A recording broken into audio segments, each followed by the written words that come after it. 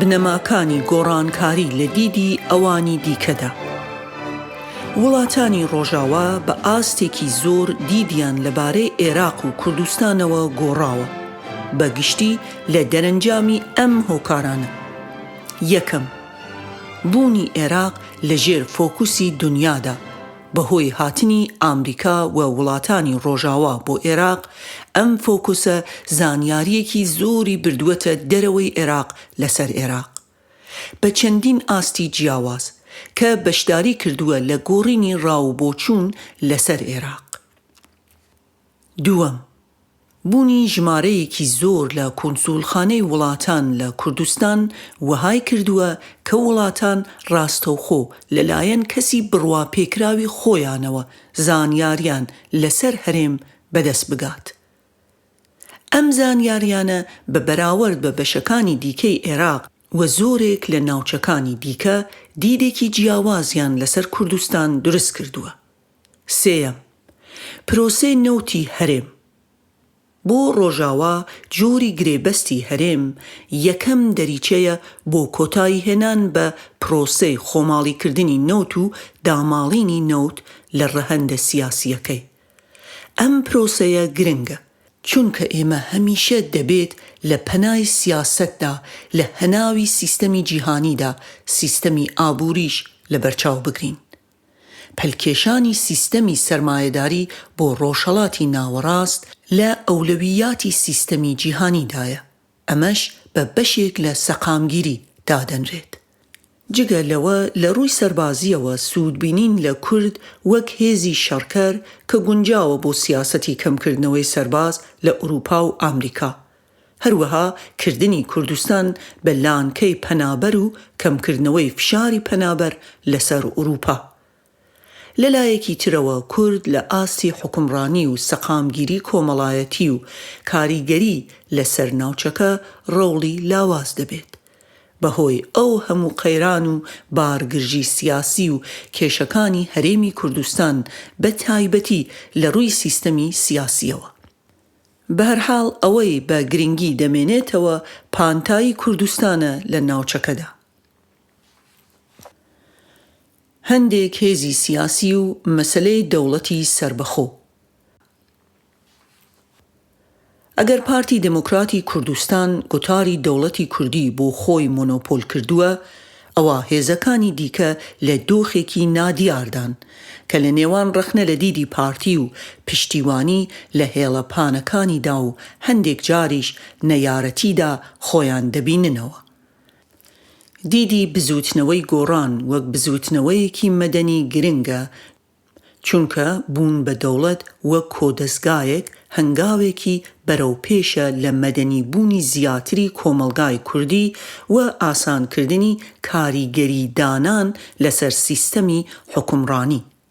لە ڕاستیدا گۆڕان وەک پرۆسە دەرەنجامی هاتنە ئارای سەقامگیری و ئاسایشە.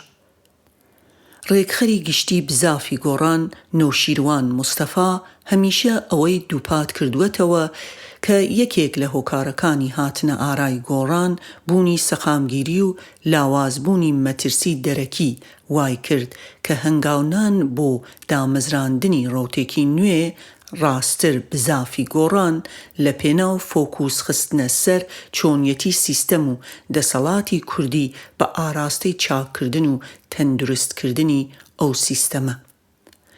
لەگەڵ دەرکەوتنی بزافی گۆڕان لە پێشدا وەک لیست و دواتریش وەک بزاف هەموو گرنگی پێدانی خۆی خستە سەر مەسەلەی سیستەمی سیاسی بە تایبەتی دیاردەی گەندەڵی. هەرچەندە ئەم بزوتنەوەیە لە هەڵوێستە وەرگرتن لە مەڕ مەسەلەی سربەخۆیی دواکەوت.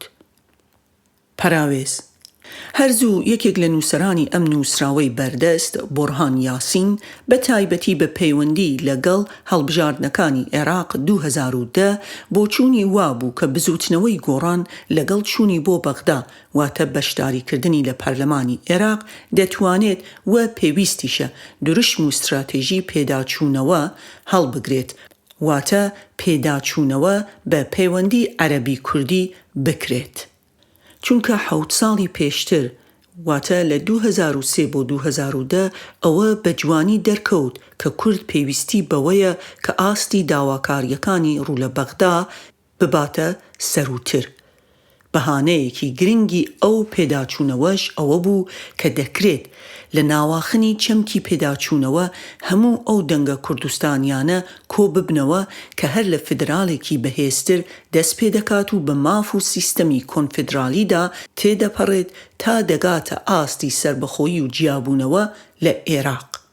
شایانی ئاماژەیە کە ئەمڕۆ دوای 7 ساڵ دواتر ئەگەر ئەم دروشمە لەلایەن گۆڕانەوە هەڵگیرایە دەکرا پێگەی بزوتنەوەی گۆڕان لە قسە و باسی سربەخۆییدا بەهێزتر بێت و بەو ڕادەیەش لایەنێکی دیاری کراو واتە پارتی دموکراتی کوردستان و مەسعود بارزانی سەرکەوتوو نەبوونایە لە قۆڕخکردن و داگیرکردنی گوتاری سربەخۆیی. کۆتایی پەراوێز هەرچەندە ئەم بزوتنەوەیە لە هەڵوێستە وەرگرتن لە مەڕ مەسەلەی سربەخۆیی دواکەوت، بەڵام دواتر لە نەورۆزی ساڵی 2012دا لە ڕێگای ڕاگەیاندنی ڕێخەری گشتی بزوتنەوەکەوە نەوشیروان مستەفا بۆ چوونی خۆی لە گوتارێکی کورد بەڵام بە ناوەرۆک ڕاگەیاند.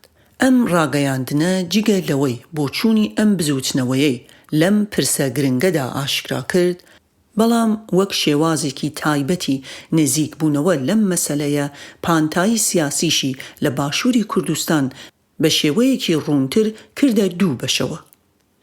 بەشێکیان بە موناسبە و بێ موناسبە و بە بێ گوێدانە ڕەهەندی ناوەڕۆک باسی سربەخۆیی کردووە و دەکات کە ئەمەش زیاتر ئاراستەی پارتی دموکراتی کوردستان بووە.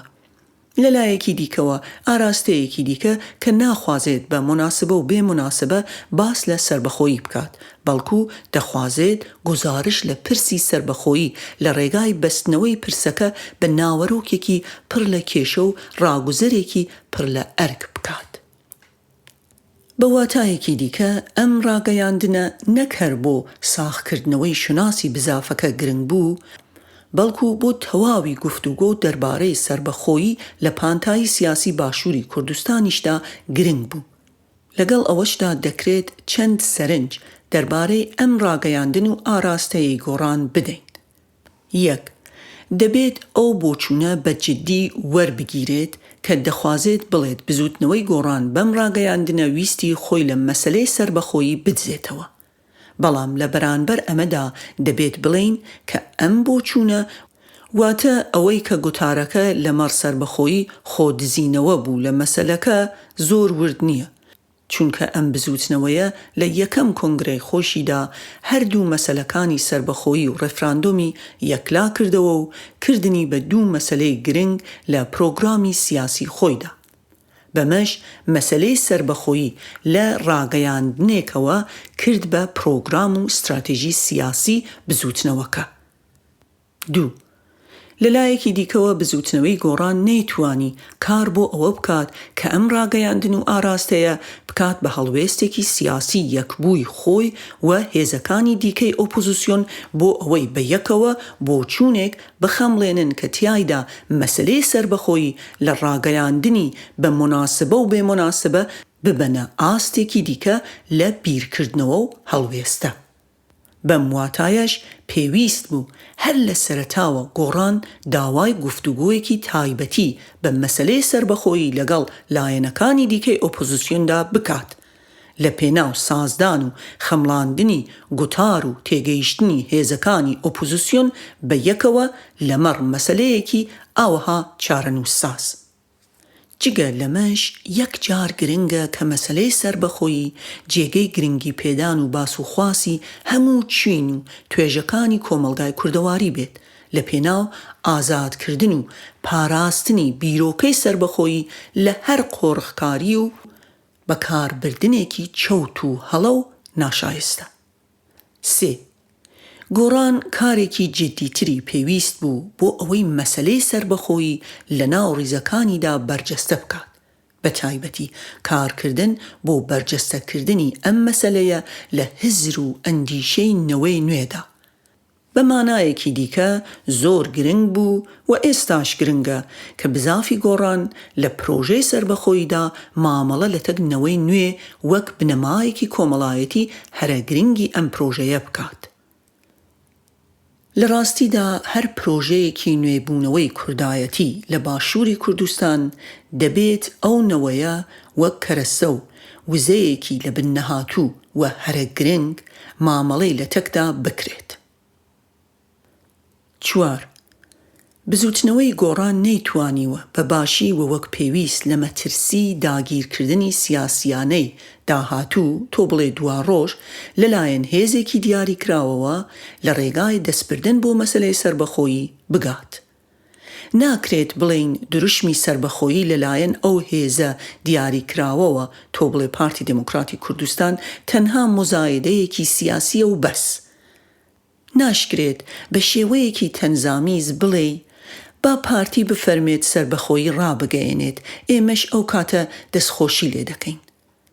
نووسەرانی ئەم کتێبەی بەردەست لەوە دەترسن کە بەرزکردنەوەی دروشمەکە لەلایەن پارتی دموکراتی کوردستان نەک هەر مزایدە نەبێت بەڵکو بە پێچەوانەوە ڕێک ئامرازێکی کاریگەریش بێت کە بە ئاگاییەوە لەلایەن ئەم حیزبەوە بەکار دەبرێت بۆ ڕفاندن و داگیرکردنی دوا ڕۆژ.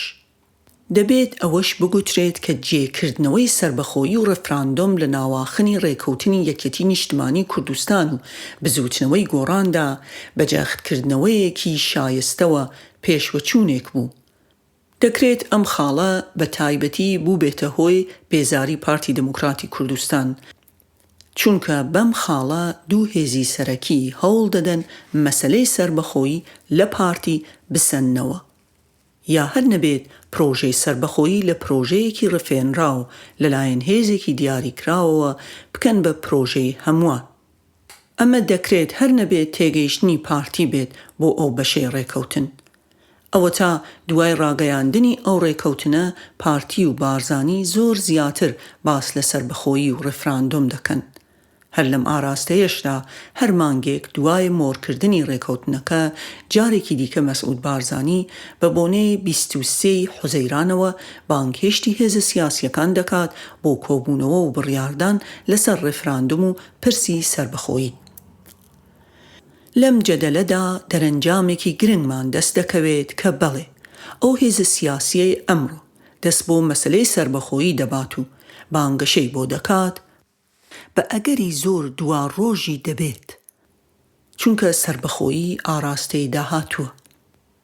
لە ڕاستیدا دەتوانین بڵێین کە ئەمە نەک هەر مەترسیەکەی لەسەر ئاستی گریمانەدا بەڵکو لە ڕووی کردارەوە خەریکە دەبێت ڕاستی. لێرەدا مەترسیەکی جدی هەیە لەوەی کە مەبەستی سەرەکی بارزانی لە مەسەلەی سربەخۆیی ئەوە بێت کە لە ڕێگای دەستبردن بۆ مەسەلەی سربەخۆیی سەروەریەکی مێژووی بۆ خۆی و بنەماڵەکەی و حیزبەکەی تۆمار بکات. دوجار چون ساڵانێکی زۆر بە ناوی ڕەوایەتی شۆڕشگێڕیەوە فەرمانڕەوایی باشووری کوردستانی کردووە، ئەوەهاش بۆ خۆی و بنەماڵەکەی بۆ 40-50 ساڵی داهاتوو لەسەر ئەو سەروەریە مێژوویە واتە سربەخۆیی بژیت و حکمڕانی کوردستان بکات. ئەم مەراقەی بارزانی مەترسی و هەڕەشەیەکی هەرە جدیە لەسەر پرۆژەی سربەخۆیی. ئەم ئەگەرە لە کاتی ڕوودانیشیدا کارەساتی کورد قوڵتر و فراوانتر دەکاتەوە. مەراقی بارزانی دەبێتە هۆی ئەوەی کە پانتای نیشتمانی و نەتەوەیی لە باشووری کوردستان پارچە پارچە بێت، وەک ئەوەی بەشێک لەگەڵ ڕفراندۆم و سربەخۆیی بێت و بەشێکیشی دژی. لە کاتێکدا ئەوەی پێویستە ئەوەیە کە لە ڕاگوزەری پرۆژەی سربەخۆیی کوردستاندا ئەم پانتایە نیشتمانی و نەتەوەییە یەکدەست و یەکڕیز بێت و لە خزمەت پرۆژەی سربەخۆییدا یەک بخرێت. بەڵام لەوە دەچێت کە ڕێک مەراقەکەی بارزانیە لە پێناو سربەخۆییدا کە دەبێتە هۆی پەرتەوازەی ناوماڵی کورد. ئەمەش ڕۆحی پارادۆکسە مفارقەکەیە. لە بەرانبەردا هەر کەس و لایەنێک بیەوێت لەو جوگرافیا سیاسیە ناهەموارەی کوردستاندا دەست بۆ مەسەلەی ڕاگەیاندنی دەوڵەتی سربەخۆ ببات، پێویستە بەر لە هەموو شتێک مشوری ئەوە بخوات و لە خەمی ئەوەدا بێت کە چۆن دەتوانێت تەواوی خەڵکی کوردستان بە هەموو چین و توێژ و کۆمەلگای سیاسی و کۆمەلگای مەدەنی و گشت تاکەکانی ئەو وڵاتە تێکەڵاوی ئەو مەسەلەیە بکات و پشگیریان بۆ هەنگاوێکی ئەوەها مسەوگەر بکات. ئەوەش ڕێک بەوە دەکرێت کە مەسەلەی سربەخۆیی بکرێت بە شانازی هەموو توێژ و تاکەکان. ئەگەر هەموو تاکەکانیش بوون بە خاوەنی شانازی هەنگاو و پرۆژەیەکی ئاوەها ئەوە بێگومان هەموویشیان دەبن بە سەرباز بۆ پاراستنی ئەو شانازیە. ئەمە پرۆسە هەرە دروست و تەندروستەکەیە. بەڵام هەڵوێستی پارتی دموکراتی کوردستان و بارزانی لەگەڵ پرۆسەیەکی ئاوەهادا یەکانگیر نییە. بگرە ئەوان دژی ئاراستەیەکی ئاوەهاش واتە کردنی سربەخۆیی بە شانازی هەموو توێژ و تاکەکان دەوەستێتەوە. مەترسیەکی دیکە ئەوەیە کە باسکردن لە مەسەلەی سربەخۆیی هەنگاوێکی تاکتیکی بێت بۆ ئێحراجکردنی هێزە سیاسیەکانی دیکە و بەلاڕێدابردنی ڕای گشتی کوردستان کە ئەمڕۆ بە چڕی خەریکی باسکردنە لە گۆجی و قەیران و کێشەکانی سیستەمی سیاسی لە باشووری کوردستان. واتە زەقکردنەوەی مەسەلەی سربەخۆیی بۆ بەتاڵکردنی سحری داواکاری جەماوەریە بۆ چارەسەرکردنی کێشە و قەیرانەکان و چاکسازیکردن لە سیستەمی سیاسیدا. جگە لەوەش گزارشتکردن لە دەوڵەتی سربەخۆ لە ساڵانی دواییدا بە تایبەتی لە کاتی سەرهەڵدانی قەیرانی دارایی و کێشە لەگەڵ بەغدا شتێکی گرنگ دەردەخات. ئێمە پێمان وایە پارتی دموکراتی کوردستان لەو پەیوەندیە کە تێی کەوتووە دیارە بە بڕیاری تاکلایەنی خۆی لەگەڵ تورکیا و ئەو دابڕانەی کە لە ئاکامی ئەو پەیوەندیەی لەگەڵ تورکیا ئەم حیزبە تێی کەوتووە و بەهۆیشیەوە هەموو هەرێم لەگەڵ بەغدا تێی کەوتووە دەکرێت پاڵنەرێکی بەهێز بێت بۆ ئەوەی پارتی لە بێچارەیی و بێبژاردەیی دەست بۆ سربەخۆیی ببات. لەو شێوە پەیوەندیانەی کە پارتی لەگەڵ تورکیادا تێکەوتووە بە تایبەتی ڕێکەوتنە 50 ساڵەی یەکەی نەک هەر نەیتوانیوە کێشە دارایی و ئابوووریەکانی هەرێم چارەسەر بکات بەڵکو بە دوو لێکەوتەی زۆر خراپ تەواو بووە. یەکەم ئەوەی هەرێم لە ناردنە دەرەوەی سربەخۆی نەوت دەستی دەکەوێت چارەسەری کێشە داراییەکانی ناکات. دووەم هەر ئەم ڕێکەوتنە و ناردنە دەرەوەی نەوت بە بێگەڕانەوە بۆ بەغدا کێشەکانی پەیوەندی لەگەڵ حکوومەتی ناوەندی چڕتر کردووەتەوە. بە چڕکراوەیی دەتوانین بڵێین ڕێکەوتن لەگەڵ تورکیا بەشی چارەسەرکردنی کێشە دارایی و ئابوووریەکانی هەرێم ناکات. بەڵام بەردەوامی هەمان ڕێکەوتنیش ڕێگرە لە بەردەم گەڕانەوە بۆ پەیوەندیەکی ئاوەها لەگەڵ بەغدا کە ببێتە بنەمای چارەسەرکردنی ئەم کێشانە. بەم واتایە ئێستا پارتی خۆی لە ناوەڕاستی سێگۆشەیەکدا واتە بەغدا ئەنکەرا سربەخۆییدا دەبینێتەوە کە دەستبردن تیایدا بۆ سربەخۆیی زیاتر سروشتی بێچارەیی و تەنگەتاوبوونی پێوە دیارە تا خوێندنەوە و تەرتیباتێکی ئاڵۆزی پەیوەندیدار بە پرسی سربەخۆیی. دەرەنجام هەر دەستبردنێک بۆ سربەخۆیی لە حاڵەتی بێچارەیی کەواتە لە حاڵەتی بێئومیدبوون لە دوو سەرەکەی دیکەی سێگۆشە واتە بەغدا و ئەنکەرا دەکرێت بە زیانێکی زۆری خودی پرۆژەی سربەخۆیی بشکێتەوە.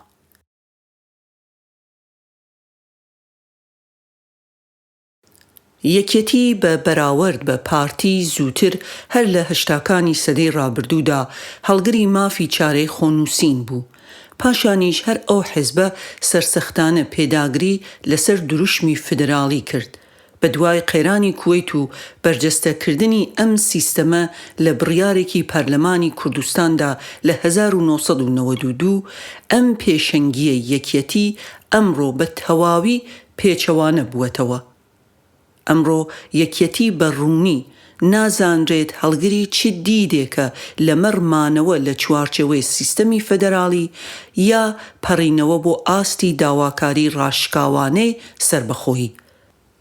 ئەمڕۆ ئێمە هەست دەکەین کە یەکێتی هەتا دێت وەک هێزێکی سیاسی نامێنێت بەڵکو دەبێتە هێزێکی ئابووری و کۆمەڵایەتی کە چەند ناوەند و گروپ و دەستە بژێرێک دەژینێت. ئەم لە سیاسەت کەوتنەی یەکێتی وەها دەکات کە نەتوانرێت بە ئاسانی بزانرێت ئایا هەڵوێستی ئەم هێزە چییە و خاوەنی چ دیدێکە. بەگشتی دەتوانین بڵێین کە یەکێتی هەر نەبێ لە ئێستادا زیاتر وەک پاڵپشتکارێکی سیاسەتی پارتی دەردەکەوێت، نەک وەک هێزێک کە دوور لە هەیمنەی پارتی بتوانێت سربەخۆ و بە باوەڕ بەخۆبوونەوە سیاسەت و ڕوئیای خۆی دابڕێژێت. یەکێتی بەگشتی خاوەن دیدێک و ئایدیۆلۆژیایەکی ڕوون نییە، چیتر هێزێکی سیاسی گەورە و کاریگەر نییە، بەڵکو ئەو حیزبە ئەمڕۆ لە کۆمەڵە هێزێکی بچووکی خاوەن ئەجندای بچووک پێکهاتووە کە هەتا دێت لە ئاستی دیپلۆماسی و ناوچەیی و کوردستانی مەزندا سەنگی کەم دەبێتەوە. ڕاستە بچووکبوونەوەی یەکێتی بەشێکی بەهۆی باڵادەستبوونی پارتیەوەیە، بەڵام بەڕادەی یەکەم ئەم حیزبە لە ناو خۆدا بچووک کراوەتەوە و بەمەش لەگەڵ ئەو بچووکبوونەوەیەدا خەونە سیاسیە گەورەکانی ئەم حیزبەش بچووک بوونەتەوە. مانەوەی یەکێتی بەم شێوەیە لە داهاتوودا دەبێتە هۆی ئەوەی کە حاڵەتی ناهاوسەنگی سیاسی لە باشووری کوردستان بەرجەستەتر بێت و بەم شێوەیەش مەسەلە هەرە ئستراتیژی و هەستیارەکان لە ناویشیاندا مەسەلەی سربەخۆیی زیاتر و زیاتر بکەونە ژێر ڕکیفی پارتی دموکراتی کوردستانەوە. پەراوێز، مەبەست لە ناهاوسەنگی هێز تەنها بە جیاوازی لە ژمارەی پارلمانتارانی هەر حیزبێک لە ناو پەرلەمانی کوردستان نییە، بەڵکو مەبەست زیاتر ئەو جیاوازیە گەورەیەیە کە بەدی دەکرێت لە باڵادەستیەکەی پارتی دموکراتی کوردستان کە بە زەرورەت لەبەر ئەوە نییە کە ئەو حیزبە 38 کورسی لە کۆی 111 کورسی لە پەرلەمانی کوردستاندا هەیە. هۆی ئەو ناهاوسەنگیە ئەو جیاوازیە گەورەیەیە کە هەیە لە نێوان ئەوەی کە پارتی بەرانبەر هەموو هێزەکانی دیکەی ناو پەرلەمان تەنها کەمینەیەکە، بەڵام لە دەرەوەی پەرلەمان سێ سەرۆکایەتی بەدەستەوەیە، واتە هەرێم، ئەنجومەنی وەزیران و ڕاوێژکاری ئەنجومەنی ئاسایشی هەرێم. ئەمە لە کاتێکدا بە زۆرە ملی سەرۆکایەتی هەرێمی لەدەست خۆیدا هێشتوێتەوە و بۆ ئەمە بەستەش پەرلەمانی پەکخستووە. جگە لەمەش زۆربەی جومگە گرنگ و هەستیارەکانی دەسەڵاتی کوردی بەدەستەوەیە، بە شێوەیەک کە ئەگەر ئەم جومگە هەستیارانە لە هەر دەسەڵات و حکوومەتێک دەربهێنن ئەوە هیچ نامێنێتەوە جگە لە هەندێک سەکتەری خدمەتگوزاری بێدەسەڵات. کۆتایی پەراوێز، لە ڕاستیدا دەتوانین بڵین کە ناهاوسەنگی هێز سەرچاوەی زۆربەی هەرە زۆری کێشە سیاسیەکانی کوردستانە. ڕاستتر و بە سادەتریش بڵین ئەم ناهاوسەنگیە دایکی زۆربەی کێشە سیاسیەکانی هەرێمی کوردستانە، لە پێش هەمووشیانەوە کێشەی فەرمانڕەوایی. تا ئێستا هێزە ئیسلامیەکان نەیانتوانیوە ببن بە خاوەنی کاریگەریەکی زۆر لە مەسەلەی سربەخۆییدا. ئەگەرچی پێشتر تەبەنیکردنی سربەخۆیی وەک استراتیژ بۆ نمونە لەلایەن یەکگرتووی ئیسلامی کوردستانەوە لە کۆنگرەی شەشەمی حیزبەکەیدا 2014 بڕیارێکی گرنگ بوو، بەڵام ئەم بڕیارە هەروەک شێوەی مامەڵەکردنی مەسەلەی سربەخۆیی لەلایەن هێزەکانی دیکەوە نەبووەتە یاریدەر بۆ ڕزگارکردنی مەلەفی سربەخۆیی لە چنگی پارتی دموکراتی کوردستان و تێکشکاندنی مۆنۆپۆلی ئەم حیزبە لەمەڕ ئەم مەسەلە چارەنووسساز و هەستیارەدا.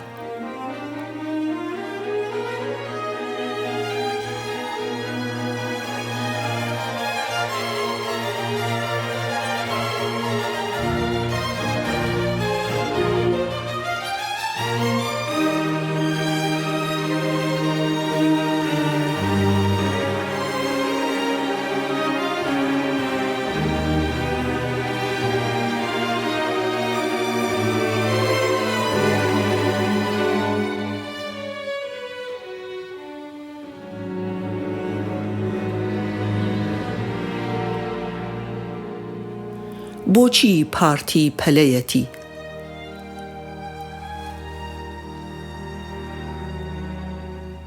ئەگەر لە فەلسفەی سیاسی دەوڵەت بڕوانین ئەوە چەند چەمکێکمان لە بواری دەوڵەتدا بەرچاو دەکەوێت. دەوڵەت وەک پێداویستی، دەوڵەت وەک ئامراز، دەوڵەت وەک کۆکردنەوەی توانای گشت و هەروەها دەوڵەت وەک قۆرغکردن.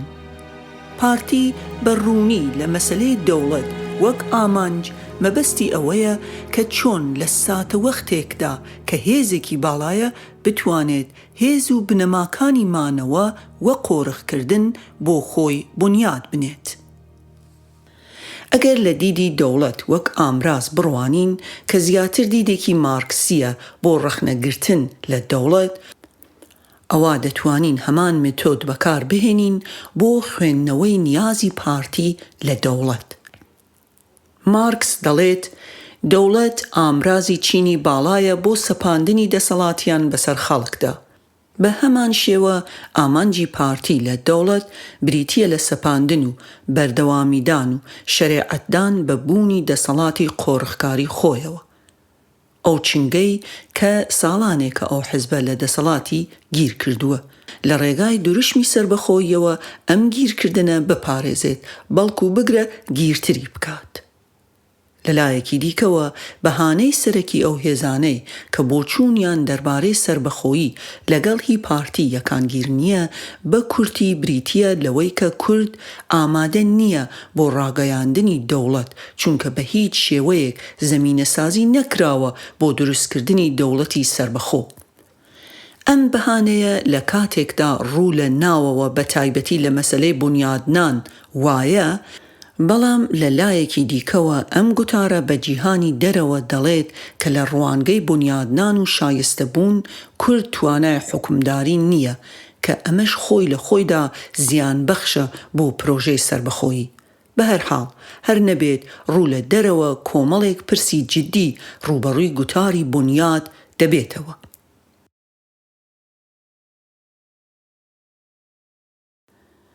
یەکەم، ئایا دەوڵەت لە نەبوونی دەوڵەتدا بنیاد دەنرێت؟ دووەم، ئایا بنیاد نەنان بەهانەیە بۆ نەبوونی دەوڵەت بە تایبەت کاتێک ئەگەر بنیاد نان ئامانج بێت ئەوە ئەگەری بنیاد نەنان لە نەبوونی دەوڵەتدا لاوازترە تا لە بوونی دەوڵەت.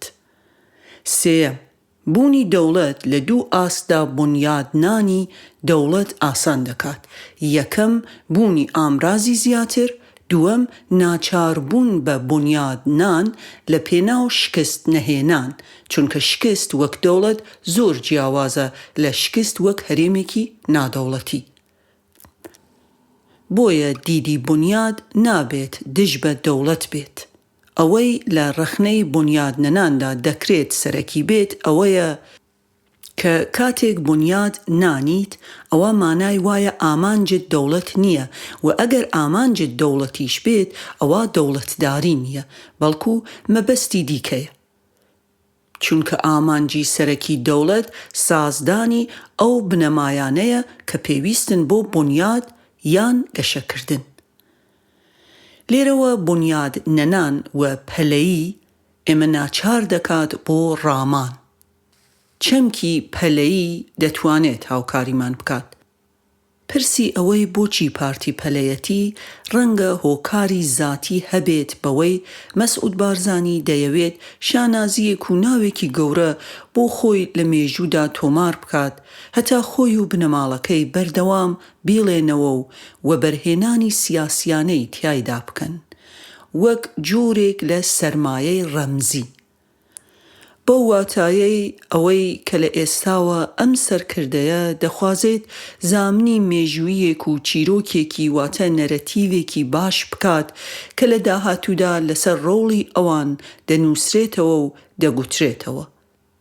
ئەم هۆکارە وایە بەڵام هێشتا بە تەواوەتی وەڵامی پەلەییمان ناداتەوە.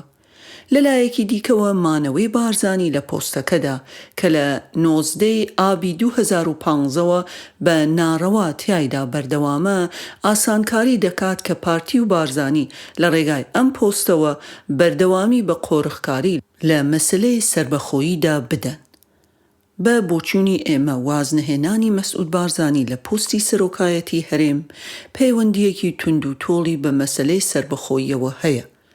بارزانی دەخوازێت لەو پێگەیەوە سربەخۆیی ڕابگەیەنێت و وا دەزانێت بە بێبوونی لەم پێگەیەدا ئەو دەرفەتەی نابێت بەو ئاسانیە بە ناوی هەموو هەرێمەوە دەست بۆ مەسلەی سربەخۆیی ببات.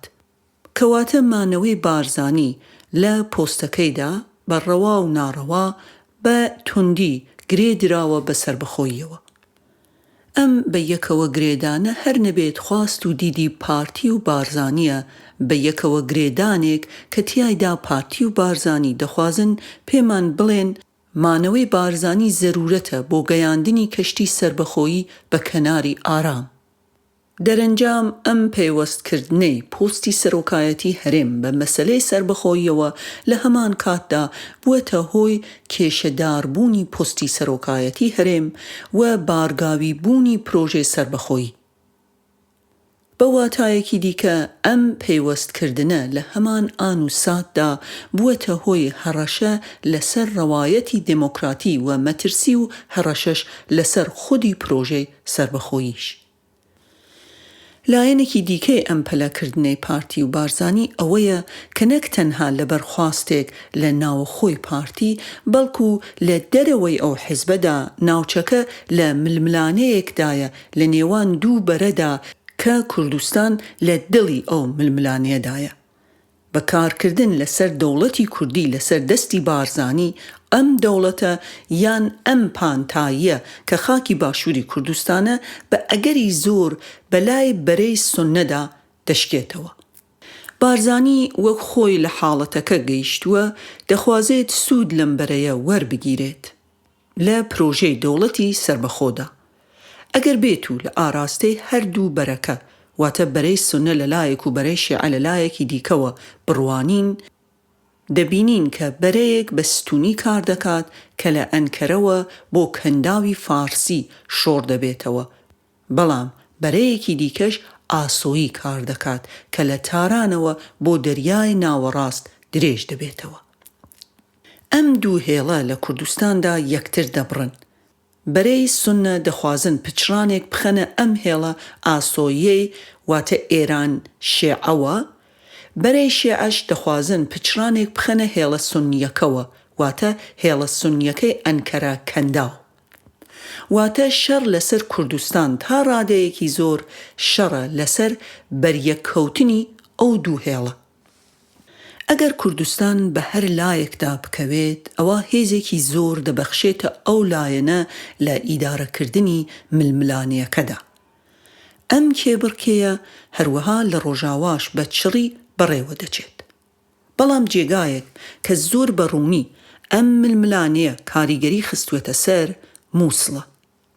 ئەم شارە لەلایەن پارتیەوە وەک درێژکراوە و تەنانەت بەشێکیش لە زۆنی هەیمەنەی خۆی واتە زۆنی زەرد مامەڵە دەکرێت.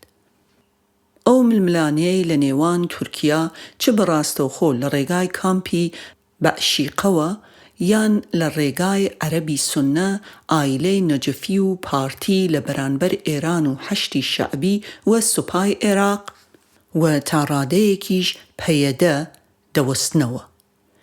کێ مووسڵ ئازاد دەکات یان جارێکی دیکە دەگێڕێتەوە ئەوە بڕیار دەدات لەسەر پێکەوەلکانی سوننە و دنیای عەرەبی لەگەڵ تورکیا واتە دروستکردنی بربەستێک لە ڕێگای هەژمۆنی شیعە لە ڕۆژهەڵاتی ناوەڕاستدا یا دژەکەی ئەگەر مووسڵ کەوتە دەست شیعە و ئێران.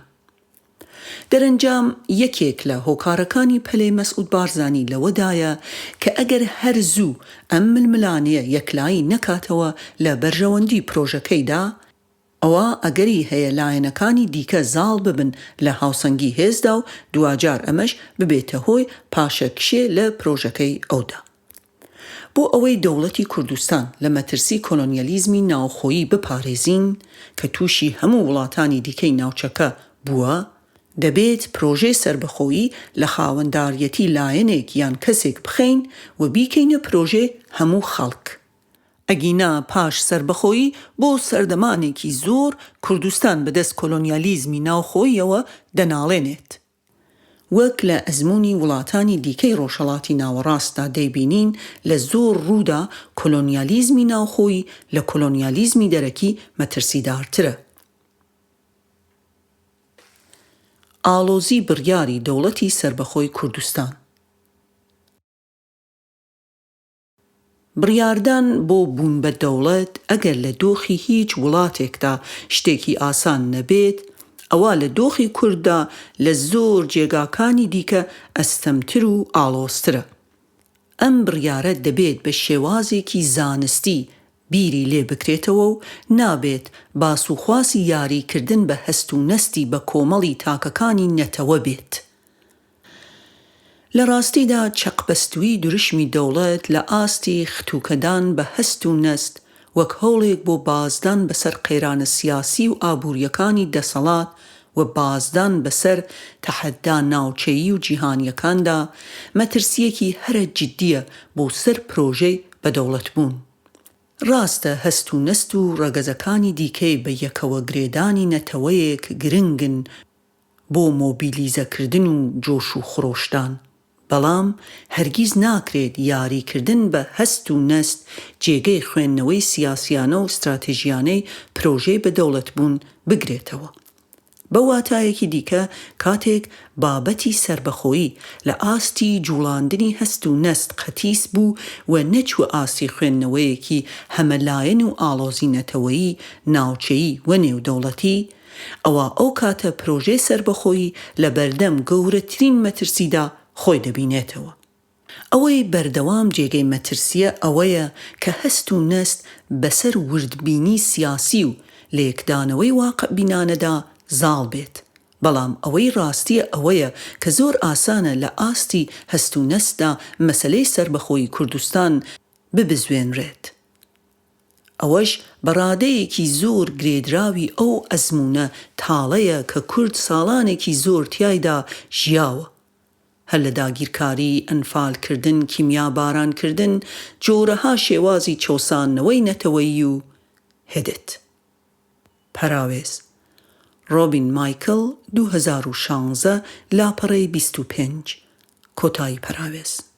بە هەر حاڵ ئەوەی کە هەمووان پێویستە لەسەری کۆک بن ئەوەیە کە هەنگاوی سربەخۆیی دەبێت لە دەربڕینی هەست و نەست و خواستێکی دانەمەزراو لەسەر وردبینی سیاسی نەمێنێتەوە، بەڵکو تێگەیشتنێکی واقعبینانەی هەمەلایەنە بۆ هەنگاوێکی ئەوەها پێویستە کە بە تایبەتی حساب بۆ ڕیسک واتە مخاترە و نادڵنیاییەکان جێگایەکی تایبەتیان لە وردبینیەکەدا هەیە. ئەو شتەی کە بەڕادەی یەکەم لە هەر بڕیارێکدا بۆ سربەخۆیی پێویستە حسابی تایبەتی بۆ بکرێت ئەوەیە کە ئایا ئەوانی دیکە لە ئاستی عێراق ناوچە و نێودەوڵەتی هەڵوێستیان بەرانبەر ئەم بڕیارە چی و چۆن دەبێت. هەڵبەتە دیوێکی دیکەی ئەم پرسیارە تۆ بڵێ دیوە ناوخۆکەی پرسیارەکە ئەوەیە ئایا ئێمە وەک کورد چەندێک ئامادەین بۆ هەڵوێست و کاردانەوەی ئەوانی دیکە دوای ڕاگەیاندنی سربەخۆیی، جا چه هەڵوێستی چاوەڕوان کراو یا چاوەڕوان نەکراو بێت. ئەوەی لەم بارەیەوە پێویستە بە تایبەتی هەڵبسەنگێنرێت دوو شتە. یەکەم ڕیسک واتە سەرکێشی یا مخاترە، دووهەمیش نادڵنیایی.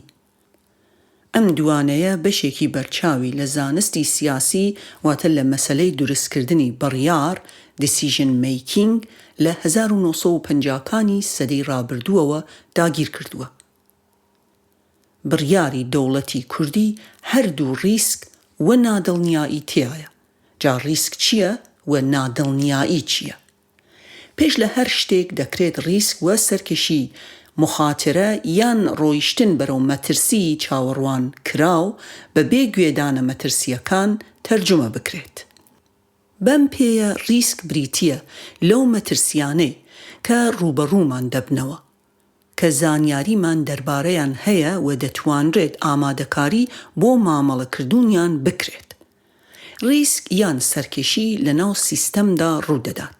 بۆ نمونە، ئایا کە ئێمە وەک وڵاتێکی داخراو بڕیاری جودابوونەوە دەدەین، کام دەواازەمان مسەوگەر کردووە بۆ بەرەو ڕووبوونەوەی ئەگەری ئابلۆقە و گەمارۆ؟ ئایا ئەم دەواازەیە ریسکی چییە؟ لایەنی ئەرێنی و نەرێنی چییە؟ بەڵام نادڵنیایی یان دڵنیا نەبوون بەهۆی نەزانراو دەکرێت زیاتر مایە مەترسی بێت لە ڕیسک چونکە نەزانراوە. ئایا ئێمە هەموو ئەو مەترسیانە دەزانین کە لە ئەنجامی بڕیاری سربەخۆیی ڕوبەڕوومان دەبنەوە؟ ئێمە پێمان وایە بڕێکی زۆر لە نەزانراو هەیە کە دەبێت چاوەڕوانی بکەین. نەزانراوەکان لە ئێستادا گرنگیان هەیە وەک ڕێگر لە بەردەم ڕاگەیاندنی سربەخۆییدا. سەرکردە کوردەکان خۆیان لە ئەمڕۆدا بەرچاوڕوونیەکیان نییە کە ڕۆژی دوای ڕاگەیاندنی ئەو دەوڵەتە چی ڕوودەدات. پەراوێز ڕابین مایکل 2016 لاپەڕەی 23 کۆتایی پەراوێز. ئەوەی گرنگە لەم حاڵەتەدا ئەوەیە کە ئایا ئەوانی دیکە چۆن ئەم دوانەیەی ڕیسک و نەزانراو دەبینن. لێرەدا دەکرێت بڵێین دوو جۆر لە مامەڵە هەیە. یەکەم، ئایا ئەو ڕیسک و مەترسیە نەزانراوانە چین کە ڕوبەڕووی ئێمە دەبنەوە، بەڵام لە هەمان کاتیشدا ئەو ڕیسک و مەترسیانە چین کە ئەوانی دیکە لە بڕیاری سربەخۆیی ئێمەدا ڕوبەڕووی دەبنەوە. بۆ نمونە هەندێک مەسەلەی گرنگ هەن دەبێت ئێمە خۆمان مامەڵەیان لەگەڵدا بکەین، بەڵام لە هەمان کاتدا گرنگە دنیاش لە شێوازی مامەڵەکەمان دڵنیا بکەینەوە. بەگشتی ئەو پرسیارانە ئەمانن.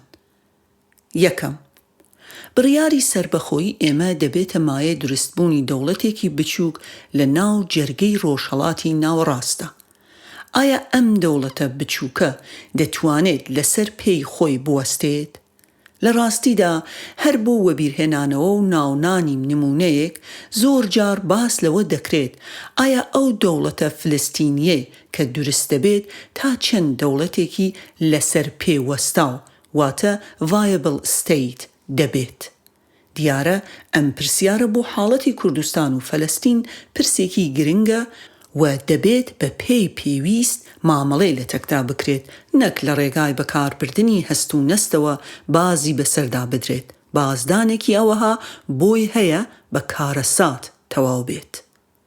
دووەم، ئایا چ جۆرە دەوڵەتێک دێتە ئاراوە ئەمە لە ئێستادا لەسەر ئەزموونی باشووری کوردستان وەستاوە؟ ئەزموونی حکومداری ئێمە دڵنیایی دەبەخشێتە دراوسێکان و کۆمەڵگای نێودەوڵەتی یان ترس؟ ئەمە بوارێکە کە ئەگەر نیازی دەوڵەتمان هەیە دەبێت دەوڵەتیانە ڕێکی بخەین کە هەڵبەتە تا ئێستا لەوەدا دەسەڵاتی باشووری کوردستان سەرکەوتوو نەبووە. سێم، وەک وڵاتێکی داخراو چۆن ئامادەین بۆ شکانی بربەستەکان و کردنەوەی ڕێگا یان چۆن ئامادەین بۆ بوونی ڕێگری لە گەمارۆ یان تەنانەت ئابڵۆقەیەکی کوشندەش؟ وەک توێژینەوەکانی بواری گەشەپێدان پیشانی دەدەن، لە دنیادا وڵاتی داخراو لە ڕووی گەشە و دەستگا و ڕۆڵدا هەمیشە لە دوای وڵاتانی دیکەوەیە. چوارم، چۆن نابینە وڵاتێکی شکست خواردوو؟ ئەگەر بەهانەیەکی سەرەکی و بەهێزی کورد لە ساڵانی دواییدا بۆ جیابوونەوە لە عێراق ئەوە بوو بێت کە عێراق دەوڵەتێکی شکست خواردووە، ئەوە لە بەرانبەردا پرسیار ئەوەیە کە چۆن ئێمە دەتوانین ئەو دڵنیاییەمان هەبێت بۆ خودی خۆمان و بۆ کۆمەڵگای نێودەوڵەتی کە ئێمەش نابینە شکست خواردوو. ئەگەر ئێمەش کەم یا زۆر بە ڕێچکەی ئەواندا چوین کە دەوڵەتەکانیان شکستی خواردووە، کە دەوڵەتەکانیان بوونەتە مایە ستەمکاری و کەپکردنی دەنگی ئازاد، کەواتە ئێمە خۆمان دەوڵەتمان بۆ چییە؟ ئەمە پرسیارێکی زۆر گرنگە.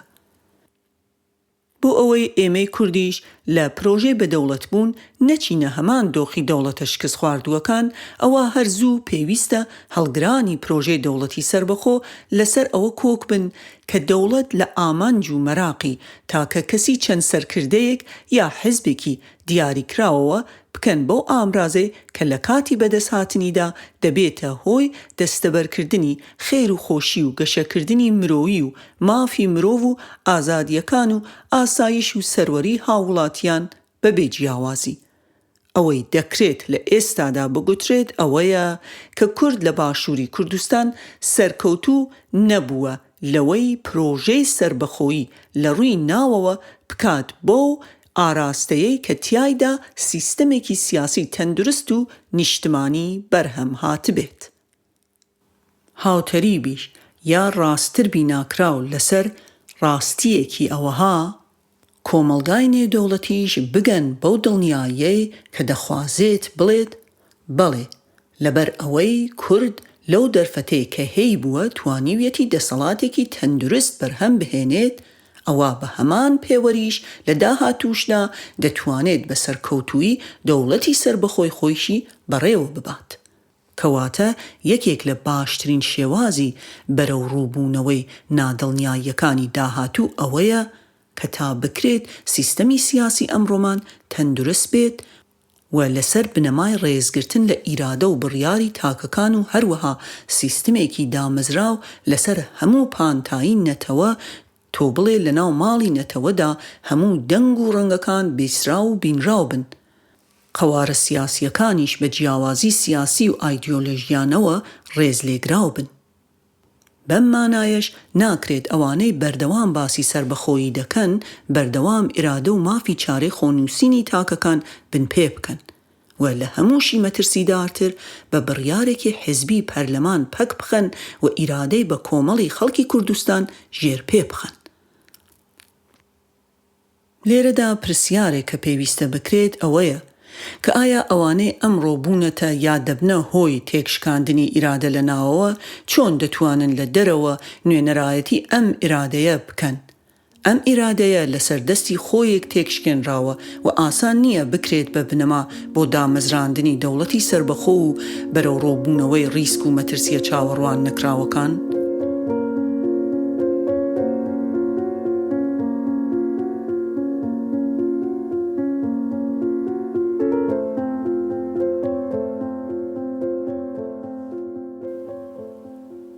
نەرەتیڤ، چیرۆکی کوردی و ڤیژن یان ڕۆیای سربەخۆیی. نەرەتیڤی کوردی هەتا ئێستا نەرەتیڤی گێڕانەوەی ڕابردووە کە بەر لە هەر شتێک پێمان دەڵێت چیمان بەسەرهات چونکە دەوڵەتمان نەبوو. هەروەها زۆر بە دڵتەنگیەوە ئەم چیرۆکە پێمان دەڵێت چیمان لێکرا و خۆشمان چیمان بە خۆمان کرد. هەڵەی ئەم نەرەتیڤە ئەوەیە کە ڕابردوو ئاراستەیەک نییە بۆی بڕۆین و هەروەها چیرۆکی ئێمە تەنها دەربارەی ڕابردووە. لەبەر ئەوە دەبێت ئێمە نەرەتیڤێکمان هەبێت بۆ داهاتوو. ئەوەمان پیشان بدات کە دەوڵەت نەک تەنها ئامانجە بەڵکو ئامرازێکە بۆ لابردنی ئەو ڕێگرانەی کە لە بەردەمماندایە بۆ ئەنجامدانی ئەو کارە باشانەی کە مەبەستمانە لە ڕێگای دەوڵەتەوە وەک ئامراز لە خزمەتی خەڵک تۆ بڵێ هاوڵاتیاندا ئەنجامی بدەین. جارێکی دیکە گەڕانەوە بۆ نمونەی سکۆتلەندا دیسانەوە یارمەتی دەرە. نەرەتیڤی سکۆتلەند ئەوەیە کە دەوڵەت ئامانج نییە بۆ خۆی بەڵکو ئامرازێکە بۆ سکۆتلەندێکی باشتر لە ئێستا و لە داهاتوودا. سکۆتلەندێکی سربەخۆ بە تواناترە لە ئیدارەکردنی ئابوووریەکی سەقامگیر و کەڵەکەکردنی سامان و پشتیوانیکردنی خزمەتی کەرتی گشتی و دوواجار خزمەتی هاوڵاتیانی سکۆتلەندا. چیرۆکی ئێمە دەبێت ورد و بەرفراوان بێت. لە باسی ڕابردوودا جێگای هەمووان دانپێانراو بێت و پێزانین بۆ خەباتی هەمووان کرابێت. هیچ کەس و لایەن بە مەبەست یان بێ مەبەست لە مێژوودا نەسڕینەوە بەڵکو مافی بوونی شایستەیان لە ڕابردوودا پارێزراو بێت. بەم مانایەش بنەمایەکی گرنگ لە کولتوری سیاسی دموکراتیدا ئەوەیە کە نووسینەوەت بۆ مێژوو دموکراتیانە بێت. بە پێچەوانەوە ئەوانەی دەخوازن شانازیەکانی دوێنێ تەنهاهی خۆیان بێت ئاراستەیان لە سیاسەتیشدا ئەوەیە کە شانازیە سیاسیەکان بەر ئەوانی دیکە نەکەون. ئەم جۆرە لە هەڵوێستی ناتەندروست لە مێژوو و هەنووکەی سیاست بنەمایە بۆ ئەوەی ئەوانی دیکە بێ دوا ڕۆژ بکرێن. ئەگەر دەمانەوێت کورد بۆ دوا ڕۆژ ڕوئیاکەی بنیادنانی کۆمەلگایەکی بە سیستم دموکراتی بێت، ئەوە بێگومان لە چیرۆکی ڕابردوو و لە هەڵسوکەوتی ئەمڕۆشدا دەبێت جێگا و پێگەی شایستەی هەر هێزێکی سیاسی، هەر توێژێک و هەر کەسێک دانپێیانراو بێت. دەبێت دەوڵەت ئەو بنیادە بێت کە هەمووان لە خۆ دەگرێت. بۆیە تەنها شوناسێک بۆ دەوڵەت شوناسی کوردستانیە، واتە نیشتمانیە بەبێ بوونی هیچ تامێکی تایبەت. لە کاتێکدا کە سربەخۆیی یان جودابوونەوە ڕووداوێکی گرنگ و مێژوویە بۆ مانایەی کە دەبێتە هۆی گۆڕانکاری زۆر، کەچی هەتا ئێستا لە ناو کورددا تێڕوانین یا ڤیژنێکی ڕوون نییە بۆ ئەم خواستە. بۆ ئەوەی بتوانین ڕوئیایەکی ڕوون بنیاد بنین، دەبێت لانی کەم هەوڵ بدەین بۆ ئەوەی وەڵامی ڕوونی کۆمەڵێک پرسیارمان هەبێت. ئایا دەوڵەتمان بۆ چییە؟ ئایا دەوڵەت چی بە کۆمەڵگاکەمان و کۆمەڵگاکانی ناوچەکە دەبەخشێت؟ ئایا هیچ جیاوازیەک دەهێنێتە ئاراوە لەوەی کە هەیە؟ ئەگەر بەڵێ چی و چۆن؟ بەم پێیە ڤیژن واتە ڕوئیای دەوڵەتی کوردی بریتیە لە توانای بینینی دەوڵەت لە داهاتوودا. بەم واتایەش ڤیژن جودایە لە ئامانج، واتە لەو ئامانجەی کە تا ئێستا خەبات لە پێناویدا کراوە، وەک بۆ نمونە ئامانجی دەوڵەتی سربەخۆ. بۆ نمونە ڤیژنی ئسکۆتلەندا بریتی بووە لە کردنی ئسکۆتلەند بە وڵاتێکی هاوشێوەی وڵاتانی دیکەی ئەوروپا بۆ نەتەوەی ئسکۆتلەندی. لەم ئاراستەیەدا ئەو نمونەیەی لە دەوڵەت کە خەباتی بۆ دەکرێت بە بەهاکانی دادپەروەری و دەرفەتەوە ناسراوە کە پەرە دەدات بە گەشەکردن و تێک هەڵکێشکردنی کۆمەڵگا. ئەم دەوڵەتە پێگەیەکی نوێ دەبەخشێتە ئسکۆتلەندیەکان لە جیهاندا وەک نەتەوەیەکی سربەخۆ، واتە لە ڕێگای سەروەریەکی نیشتمانی تەواوەوە، نەک وەک پاشکۆ بۆ وڵاتێکی دیکە بەشدار دەبن لە ئوروپا و کۆمەڵگای گەلاندا لەسەر بنەمای یەکسانی، بەرپرسیارەتی و هاوڕێیەتی. بە واتایەکی دیکە تا خاوەنی سەروەری نیشتمانی خۆت نەبیت وەک یەکسان لە کۆمەڵگای گەلاندا حسابت بۆ ناکرێت، بەم پێیەش مامەڵەیەکی یەکسان ناکرێت. کەواتە ئەم بوونە لەسەر نەخشەی سیاسی مەرجی یەکسان بوون دەبەخشێت و دوجار ئەم یەکسانیەیە کە وەبەرهێنانی ئابووری و سیاسی و دیپلۆماسی تیایدا دەکرێت لە پێناو خەیر و خۆشی هاوڵاتیانی وڵاتە سەروەر و یەکسانەکە. لەم ڕووەوە هەر ئسکۆتلەندا وەک نمونە دەوڵەت دەبێتە هۆی بەخشینی توانە بۆ ئوروپایی بوونی ئسکۆتلەندیەکان کە پەیامێکە بۆ جودابوونیان لە ئینگلیز. لە هەمان کاتدا دەوڵەت یەکسانیان دەکات بە ئەوانی دیکە. توانای بەشداریان پێدەبەخشێت، دەتوانن لەمە دووە لە پاش بوونیان بە خاوەن دەوڵەت ببنە هاوڕێیەکی یەکسان و هاوتای گەلانی دیکە. بەم پێیە دەوڵەت بریتیە لە ئازادبوون و هاوتابوون و هاوڕێیەتی. کوردستانیش ڤیژنێکی پێویستە.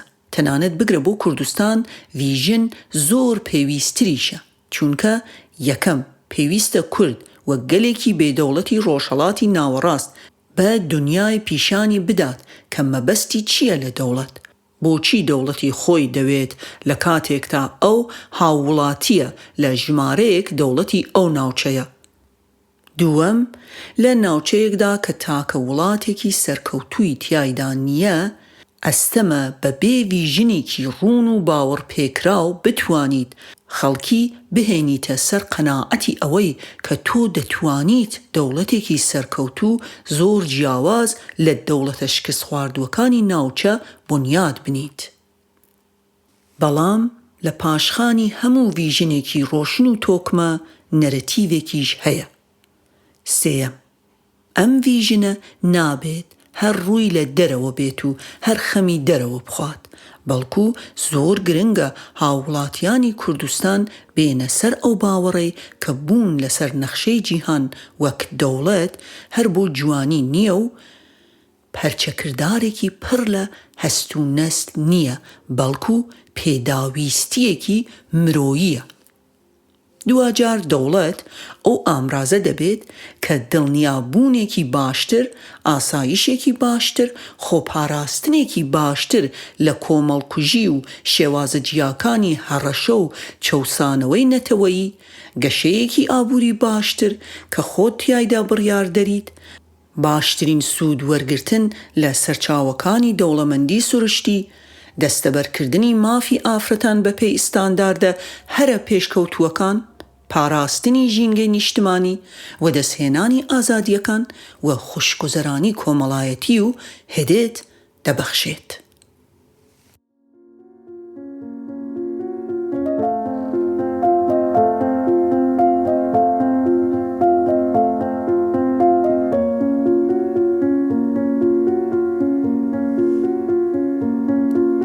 نۆ ڕێفراندۆم پەراوێز ئەم بەشەی کتێبی بەردەست لە وتارێکی هاوبەشی نووسرانی ئەم کتێبەی بەردەست لە سەرەتای مانگی چواری 2017 لە هەندێک پێگەی ئەلێکترۆنیدا بڵاو بوویەوە. بڕوانە بۆ نمونە www.borhanyasin.com/referendum. کۆتایی پەراوێز. ڕێفراندۆم لە سەرەتادا زۆر گرنگە ئەوە جەخت بکەینەوە کە هەندێک لایەنی سیاسی بە تایبەتی پارتی هەن خوازیاری ئەوەن وەها مامەڵە لەگەڵ مەسەلەی ڕێفراندۆمدا بکەن وەک ئەوەی ئەم باسە هیچ مێژوویەکی نەبێت. بە واتایەکی دیکە وەک ئەوەی بەرزکردنەوەی پارتی بۆ ئەم دروشمە لە 3-4 ساڵی ڕابردوودا سەرەتای بیرۆکەی ڕێفراندۆم بوو بێت.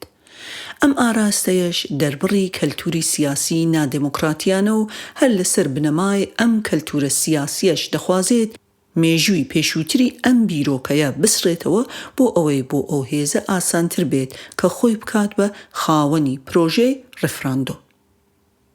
پارتی دموکراتی کوردستان و مەسعود بارزانی ڕێک بۆ شێوازە هەڵسوکەوت لەگەڵ مەسەلەی ڕێفراندۆمدا دەکەن. ئەگەر نا هەر لێرەدا پێویستە ئەوە بڵێین کە بیرۆکەی ڕێفراندۆم لە گۆڕەپانی سیاسی کوردستاندا کۆنە، بە تایبەتیش ئەو بزاوتەی ڕێفراندۆم کە هەر زوو دوای کەوتنی ڕژیمی بەعس سەری هەڵدا زۆر پڕبایەق و پڕمانا بوو. هەر نەبێت یەکێک لە دەستکەوتەکانی ئەو بزافی ڕێفراندۆمە ئەنجامدانی ڕێفراندۆمی ناڕەسمی بوو. پەراوێز بۆ یەکەم جار چەمکی ڕێفراندۆمی ناڕەسمی لە گوتارێکی بورهان یاسیندا پێشنیار کراوە. دواتر ئەم ڕێفراندۆمە ناڕەسمیە هاوتەریب لەگەڵ هەڵبژاردنەکانی عێراق لە 2005دا ئەنجامدرا.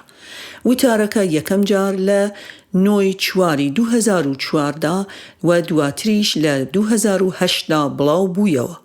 بڕوانە یاسین دێ بورهان ڕوتی ڕێفراندۆم لە کوێیەوە بۆ کوێ، عێراقی دوای سەدام و چارەنووسی باشووری کوردستان لاپەڕەی 41 تا 77.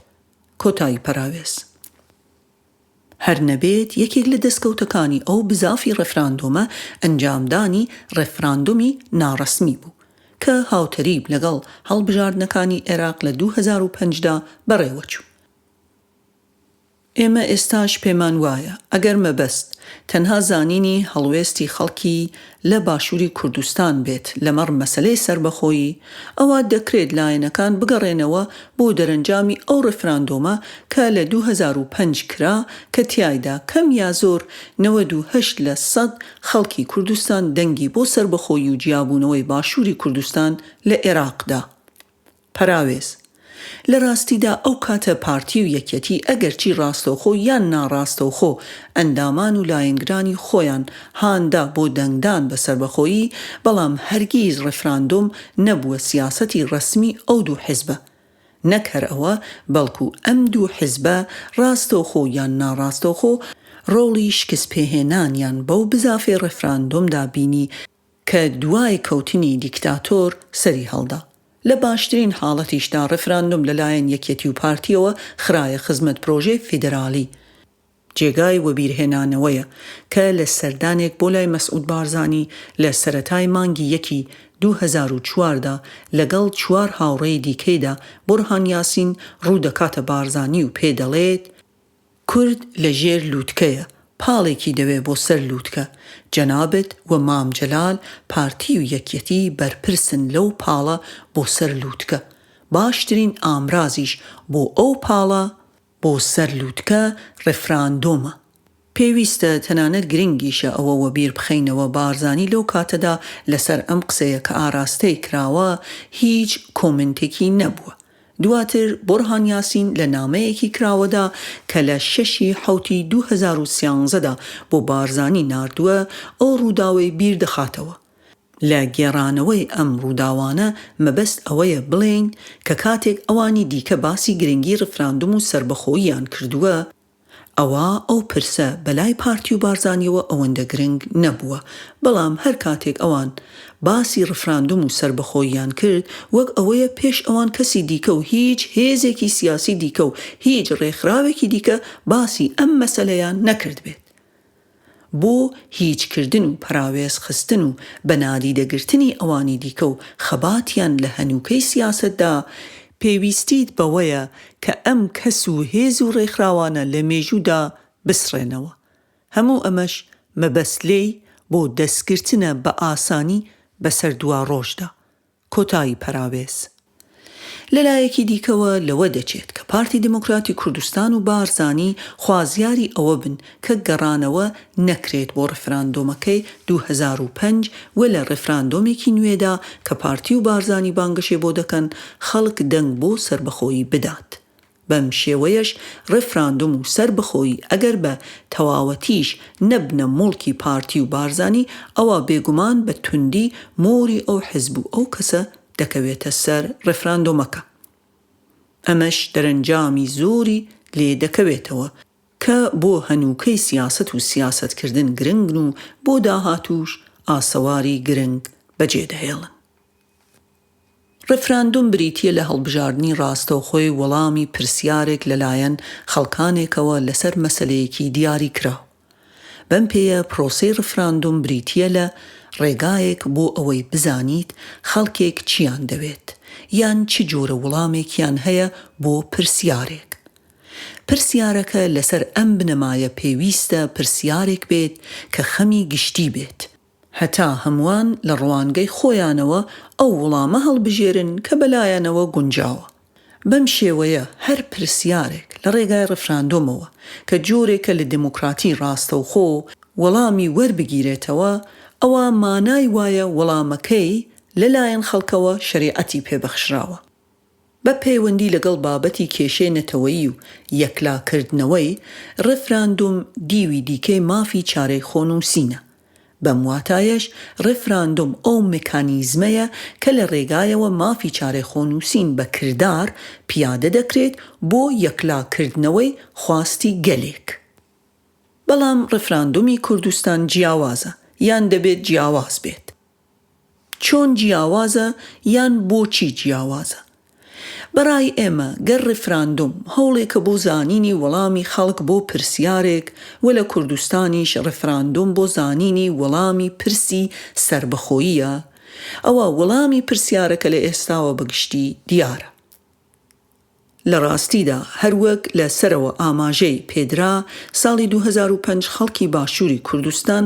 بە زۆرینەی ڕەها دەنگی بۆ سربەخۆییدا کەواتە ئەم پرسیارە بە هەر جۆرێ بپرسرێت هەر لە ئێستاوە کەم یا زۆر وەڵامەکەی زانراوە تەنانەت دوای ئەم هەموو بێزاری و ناڕەزایەتیانەی خەڵک دەکرێت ئەم جارەیان ڕێژەیەکی کەمتریش دەنگ بە سربەخۆیی بدەن بە بۆچوونی ئێمە گەڕانەوە بۆ ڕفراندۆمەکەی 2005 دەکرێت زۆر سوودی هەبێت یەکێکیش لەو سوودانە ئەوەیە کە بە زیندووکردنەوەی ئەو دەنگی کەم یا زۆری 98% بۆ سربەخۆیی تەمەنی نیشانەی پرسیار لەسەر دەوڵەتی عێراقی دوای سەدام زۆر درێژتر دەکاتەوە و نیشانەی پرسیار لە بری دانانی لەو کۆتاییە کە ئێمە تیاین واتە 2017 نیشانەی پرسیارەکە دەباتە دواوەوە بۆ چوارگۆشەی ژمارە 1 واتە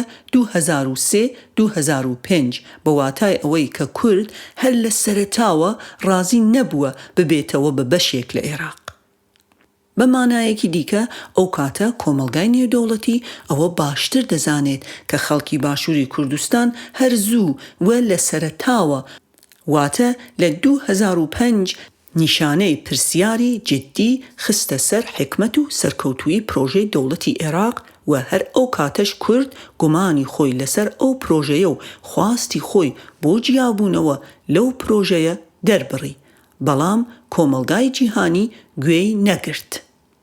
لە هەمووشی گرنگتر ئەوەیە کە ڕفراندۆمەکەی 2005 هی هەموو خەڵکی کوردستان و کورد لەوێدا یەکدەنگ، یەک هەڵوێست و یەک بڕیار بوو و تیایدا لایەنگرانی هەموو حیزبەکان دەنگیان بۆ سربەخۆییدا، ئەگەرچی لە ڕووی ڕەسمیەوە حیزبەکان لەگەڵ سیستەمی فیدرالدا بوون.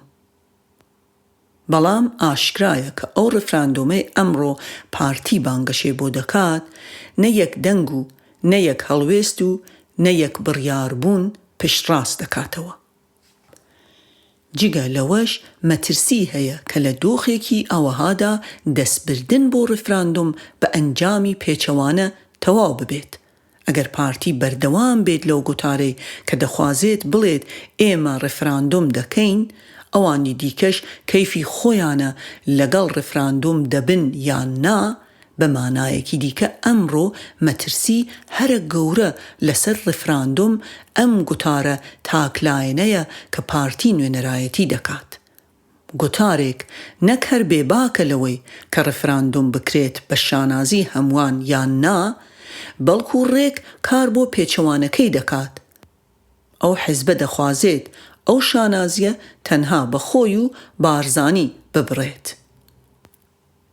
ئێمە ڕفراندۆمێکی تەندروست و گشتگیر لە ڕووی پشتگیری سیاسیەوە وەها دەبینین کە بریتیە لە پرۆسەیەک کە کۆمەڵێک ڕەهەند لە خۆ بگرێ کە گرنگترینیان یەک، لە ڕووی ناوخۆییەوە هەموو خەڵکی کوردستان تێکەڵاوی پرۆسەی بەرەو سەربەخۆیی دەکات و بەم مانایەش بڕیارەکە هی یەک یا دوو حزبی سیاسی نابێت، بەڵکو هی هەموو خەڵک دەبێت. دەرەنجام بەم واتایە هەموو خەڵک ئامادە دەبێت بۆ ئەوەی بەرگری لە دەوڵەتەکەی بکات، چونکە بە ئیرادەی ئەو دەوڵەتە دامەزراوە. دوو، پیشاندانی کۆمەڵگای نێودەوڵەتی بە شێوەیەکی دموکراسیانە کە خواستی زۆرینەی هەرە زۆری خەڵکی کوردستان چییە و چی دەوێت لە مەسەلەی پێکەوە ژیان یان جودابوونەوە لە عێراق، چونکە ئەوە کۆمەڵگای نێودەوڵەتیە کە دەبێت بزانن خەڵکی کوردستان چی دەوێت و چۆنی دەوێت. بەڵام بۆ ئەوەی کۆمەڵگای نێودەوڵەتی ئەم خواستەی خەڵکی کوردستان بە هێند وەربگرێت، دەبێت ئەم هەنگاوە لە کۆمەڵێک بنەماوە سەرچاوەی گرت بێت. یەکەم، شەرعیبوونی داواکە بەو مانایەی کە پێویستە پرسیاری داڕێژراو لەلایەن پەرلەمانەوە دەنگی لەسەر درابێت. خستنە ڕووی پرسیارەکە لە پەرلەمانەوە بە دەنگی زۆرینە، پرسیارەکە بەبێ هیچ گومانێک دەکاتە پرسیاری نوێنەرانی خەڵک و هەرزووش ڕەوایەتیەک بەو داواکاریە دەبەخشرێت کە لە ڕووی ناوەوە و دەرەوە گرنگە وەک بەهانەیەکی سیاسی. دووەم، پێویستە کۆمیسیۆنێکی باڵای هەڵبژاردن هەبێت کە ئامادەیی خۆی دەرببڕێت بۆ ئەنجامدانی پرۆسەی ڕفراندۆم. سێەم، پێویستە هەوڵ بدرێت کە چاودێری بیانی بۆ چاودێریکردنی ڕفراندۆمەکە مسەوگەر بکرێت، ئەمەش کاتێک دەبێت کە دوو خاڵەکەی سەرەوە ئەنجام درابێت. چوارەم، دەبێت ڕۆژنامەنووسانی بیانی لە هەموو کونجێکی دنیاوە بهێنرێن هەتا زۆرترین ڕووماڵی ڕووداوەکە بکرێت لە میدیاکانی جیهاندا، چونکە ساتێکی وەها تەنها ساتی بەڕێوەچوونی ڕفراندۆم نییە، بەڵکو ساتی گێڕانەوەی چیرۆکی کووردە بۆ دنیا کە بە تایبەتی پێداویستیەکی سەرەکیە بۆ هەنگاوەکانی پاش ڕفراندۆم کە بریتین لە ڕاگەیاندنی سربەخۆیی و هەوڵ بۆ دیانپیانان، هەڵبەتە سربەخۆییەک کە بەر لە هەر شتێک بەرهەمەکەی جیاوازی بێت لە ژیانی خەڵکدا بۆ باشتر، ئەگەرنا سربەخۆیی بۆ چییە؟ پێنجەم، دیارە کاتێک ئێمە خۆمان بۆ دنیا بەیان دەکەین دەبێت ئەوەندە هەوڵمان دابێت ماڵی خۆمان یەک بخەین کە لە کاتی ڕووماڵی ڕفراندۆمدا دنیا ئەو چیرۆکە ببیستێت کە ئێمە هیچ نەبێت لە دراوسێکانمان باشترین.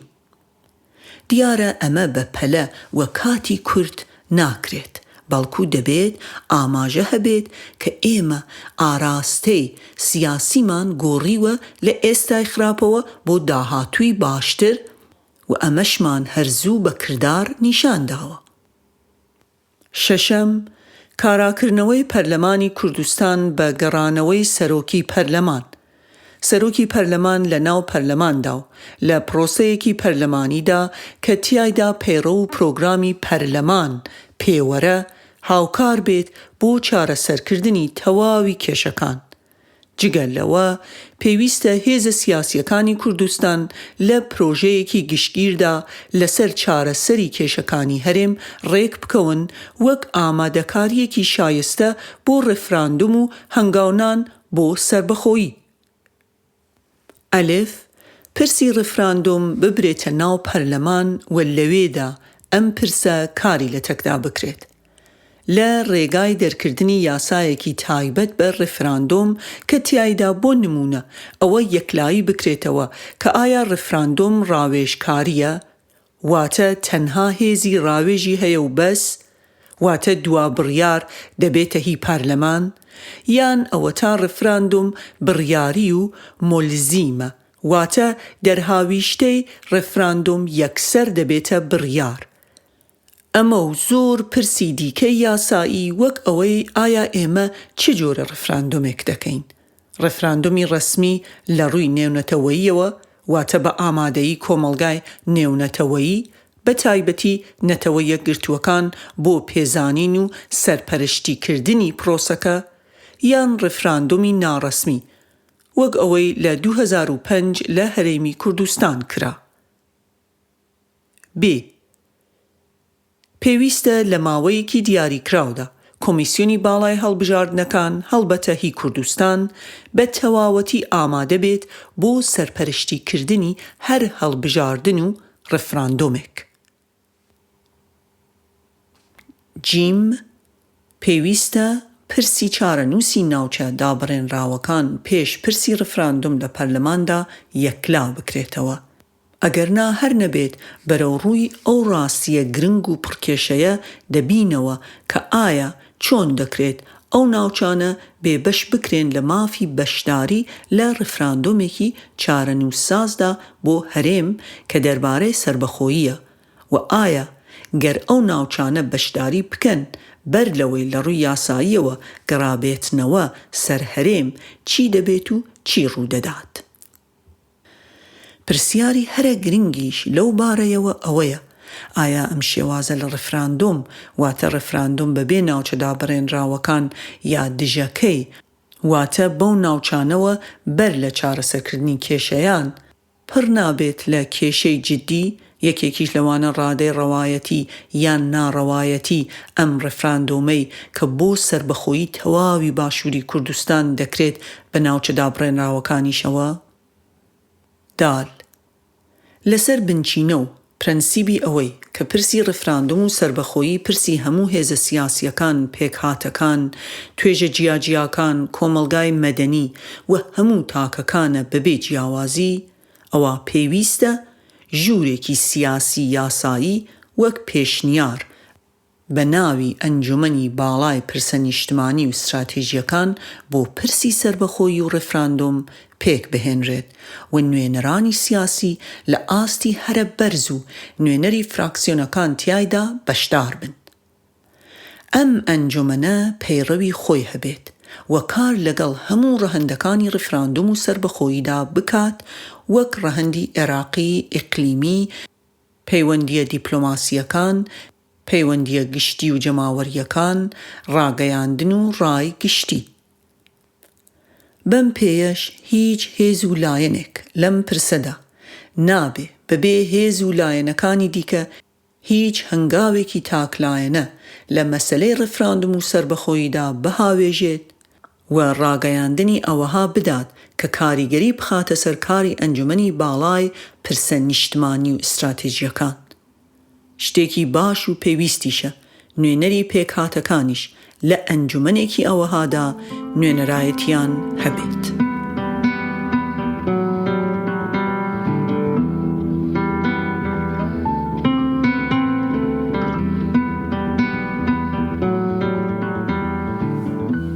بەشی 5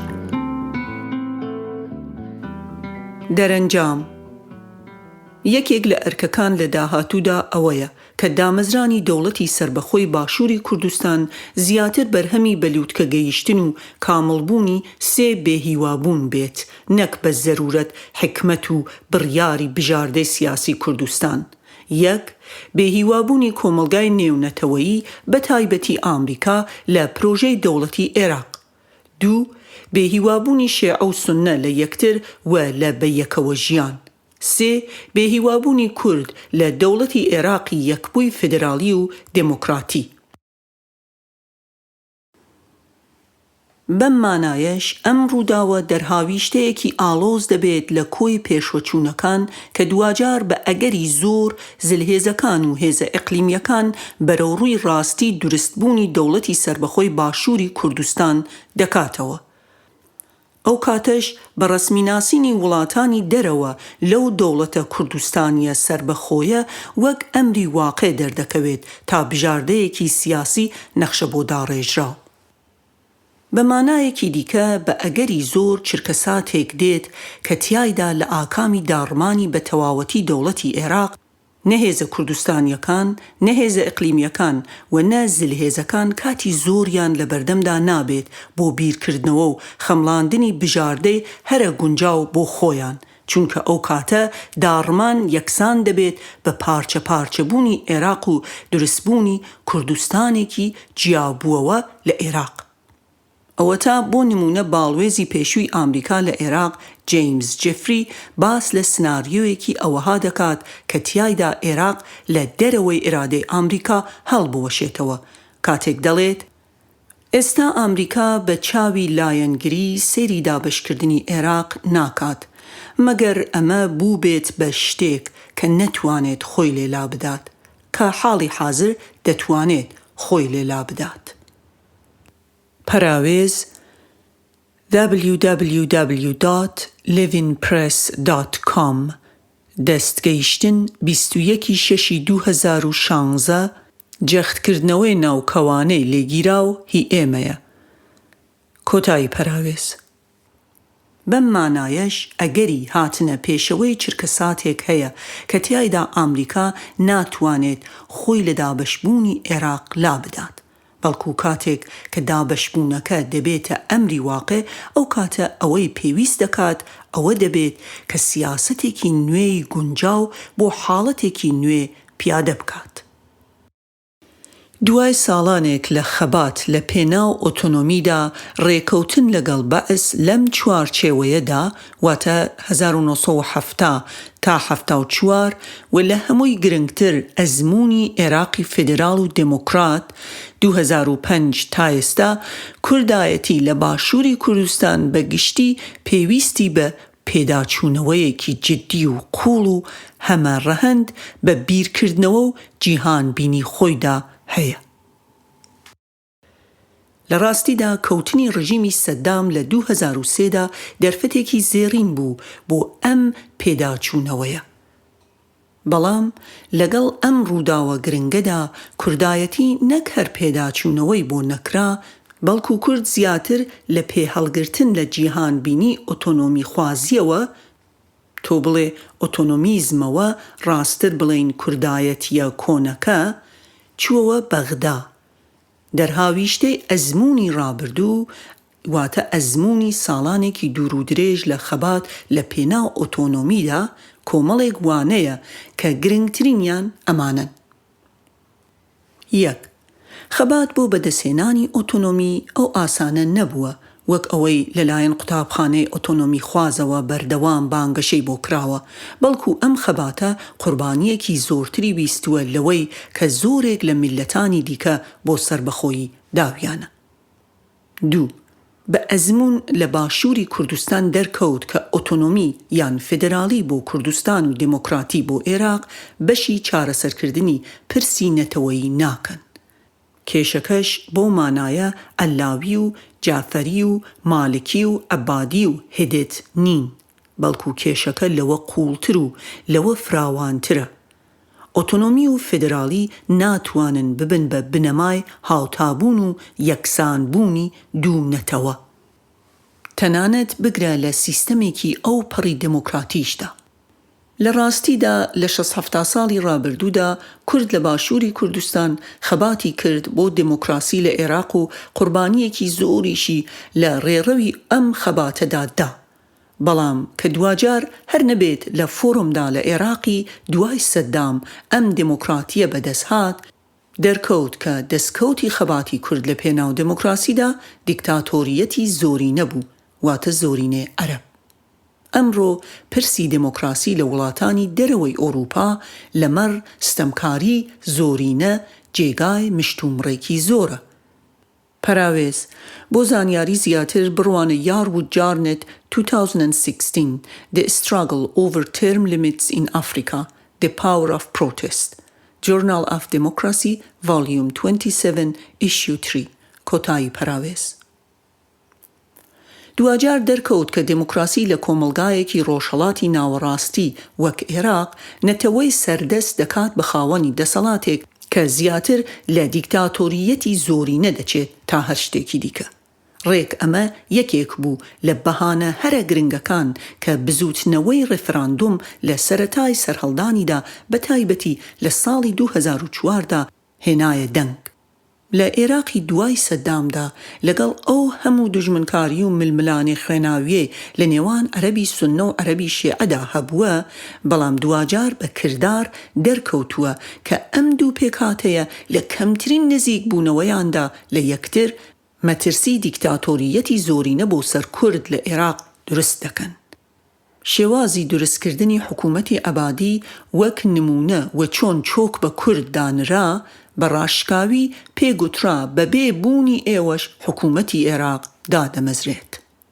پەراوێز دوایین نمونەش لە ڕەفتاری دیکتاتۆریەتی زۆرینە کاردانەوەی سوننە و شیعە بوو بەرامبەر بە هەڵکردنی ئاڵای کوردستان لە کەرکووک بە بۆنەی نەورۆزی 2017.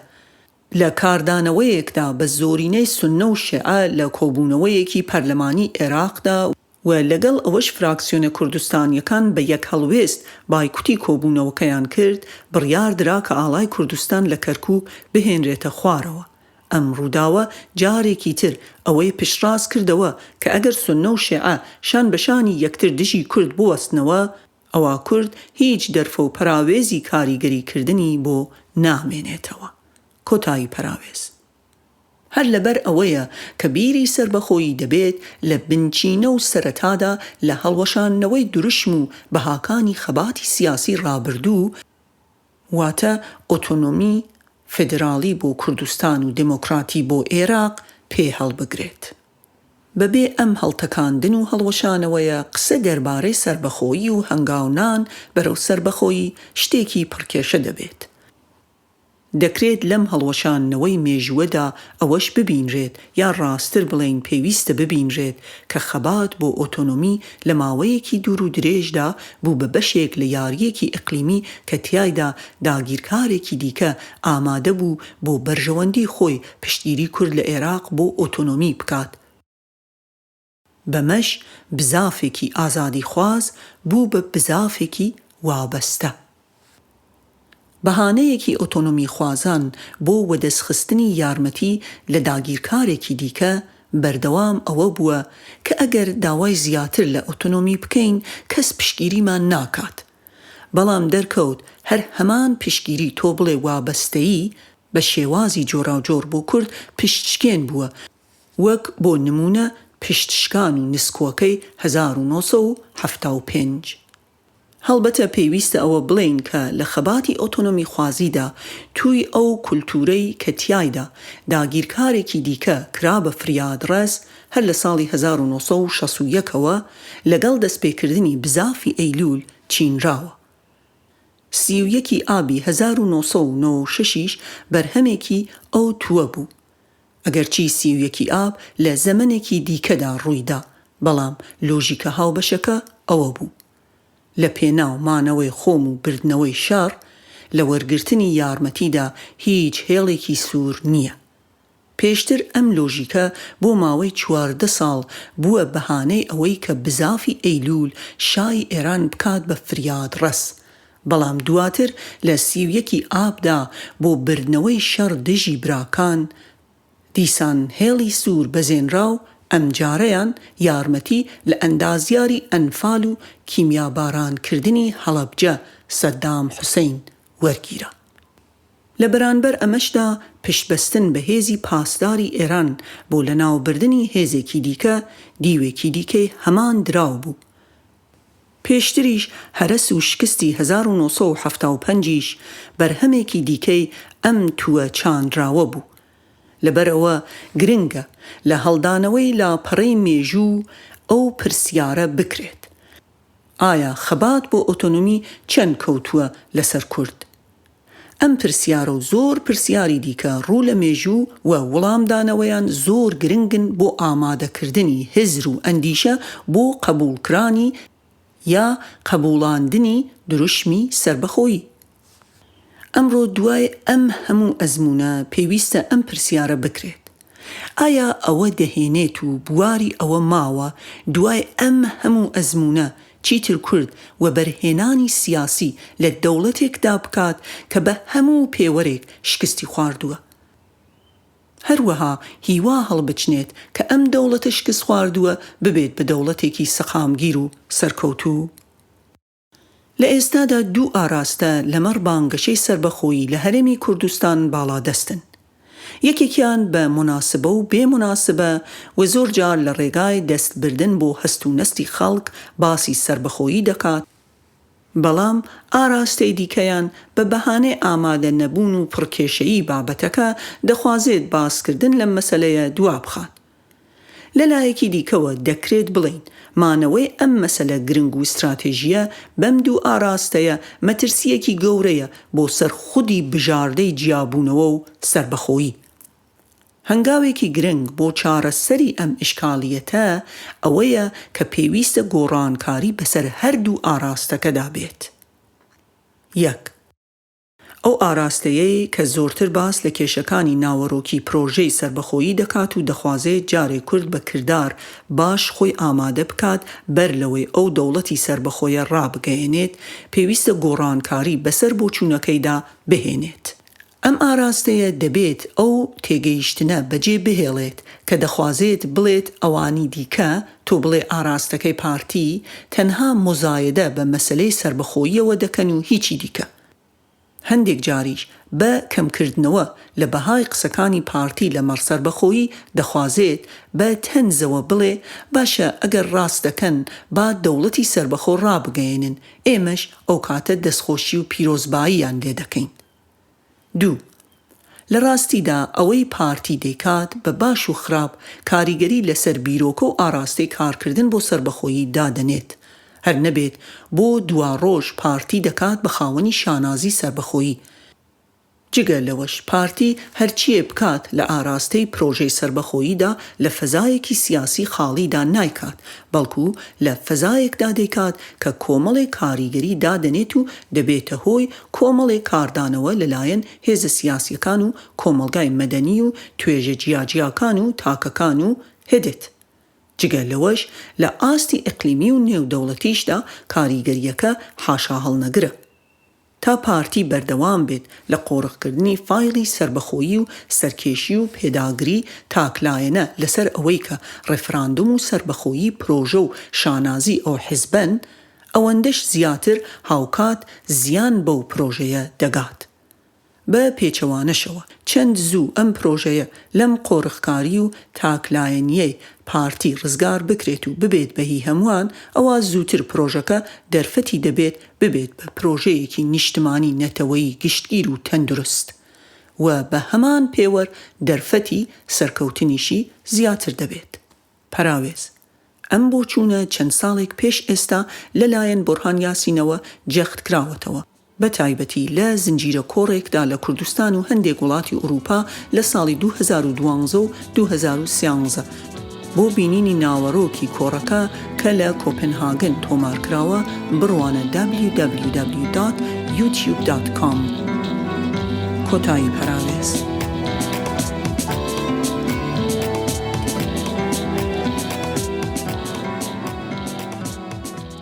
بۆ ئەم خۆناغە وەها باشە کە هێزەکانی ئۆپۆزیسیۆنی پێشوو و یەکێتی بە یەکەوە پرۆژەیەکی گشتگیر تۆ بڵێ نەخشە ڕێگایەک پێشکەش بکەن کە هەم چارەسەری کێشەکانی هەرێم لە خۆ بگرێت، هەم مەسەلەی ڕێفراندوم و سربەخۆیی بگرێتە خۆی. بەمەرجێک دوا ئیسکەی نەخشە ڕێگاکە مەسەلەی ڕێفراندوم و سربەخۆیی بێت، نەک بە پێچەوانەوە. دواتر بۆ گفتوگۆکردنی ئەم نەخشە ڕێگایە و ڕێککەوتن لە سەری لەگەڵ پارتی دەکرێت ببێتە هەنگاوێکی هەرە گرنگ بۆ چارەسەری کێشەکانی ئێستا و تۆکمەکردن و تەندروستکردنی هەنگاوەکان بەرەو سربەخۆیی. چونکە بەبێ نەخشە ڕێگایەکی ئەوەها دەکرێت پرۆژەی سربەخۆیی زیانی هەرە گەورەی بەربکەوێت جگە لە بەردەوامبوونی کێشەکانی هەرێمی کوردستان. ئەم پێشنیارە دەبێت بە ئاگاییەوە بکرێت. لەلایەکی ترەوە پێشوەچوونەکانی هەرە دوایی بە تایبەتی کەم یا زۆر قبولکردنی یەکێتی ئەوەی کە دەکرێ ڕێفراندۆم پێش کاراکردنەوەی پەرلەمان بخرێ و بە شاندی هاوبەش لەگەڵ پارتی بچن بۆ بەغدا بەبێ بەشداری هێزەکانی تر دەکرێ ببێتە سەرەتای لەباربردنی کاری هاوبەش لەمەڕ پرسی ڕێفراندۆم و سربەخۆیی لە نێوان هێزەکانی ئۆپۆزیسیۆنی پێشوو و یەکێتی. پەراوێز، ئەم شاندە لە ڕۆژانی سەرەتای مانگی ئەیپریلی 2017 چوو بۆ بەغدا و لە فازل میرانی و عەدنان موفتی و فواد حوسێن پێک هاتبوو. کۆتایی پەراوێز. بە هەموو پێوەرێک هێماکانیش هەر ئەوەمان پێدەڵێن. ناوچەکە پێویستی بە دیزاینێکی نوێ هەیە کە تیایدا چەند مەسەلەیەک بە شێوەیەکی نوێ و بنەڕەتی چارەسەر بکرێن کە هەمووشیان پەیوەندیان بە کێشەکانی دەوڵەتەوە هەیە. هەر لەم ئاراستەیەدا ئەم بۆچوونە لە ناوەندی ئاکادمی و سیاسی لە جیهانی ڕۆژاوە لێرە و لەوێ جەختکردنەوە بە ئاراستەی ئەوەوە دەکرێت کە بەڵێ لە ڕۆژهەڵاتی ناوەڕاستدا کێشەی دەوڵەت و بەدەوڵەت بوونمان هەیە. ئەمەش خۆی لە خۆیدا مەسەلەیەکی یەکجار گرنگە کە بە واتایەکی دیکە ڕۆژاوا تا ڕادەیەک ئامادە و کراوە بێت بۆ سەر لە نوێ داڕشتنەوەی دەوڵەت و سنوورەکانی لە ڕۆژهەڵاتی ناوەڕاستدا، یان هەر نەبێت کراوە بێت بۆ ئەگەرێکی لەم جۆرە. ڕۆژهەڵاتی ناوەڕاست پێویستی بە ڤێستفالیایەکی نوێ هەیە کە دەوڵەت تیایدا خاوەن سەروەری خۆی بێت. سەروەری لە ناوەوە هی خەڵک بێت و لە دەرەوەشڕا ڕێز لێگراو بێت و ئەم دەوڵەتە خۆیشی ڕێز لە سەروەریەکانی دیکە بگرێت.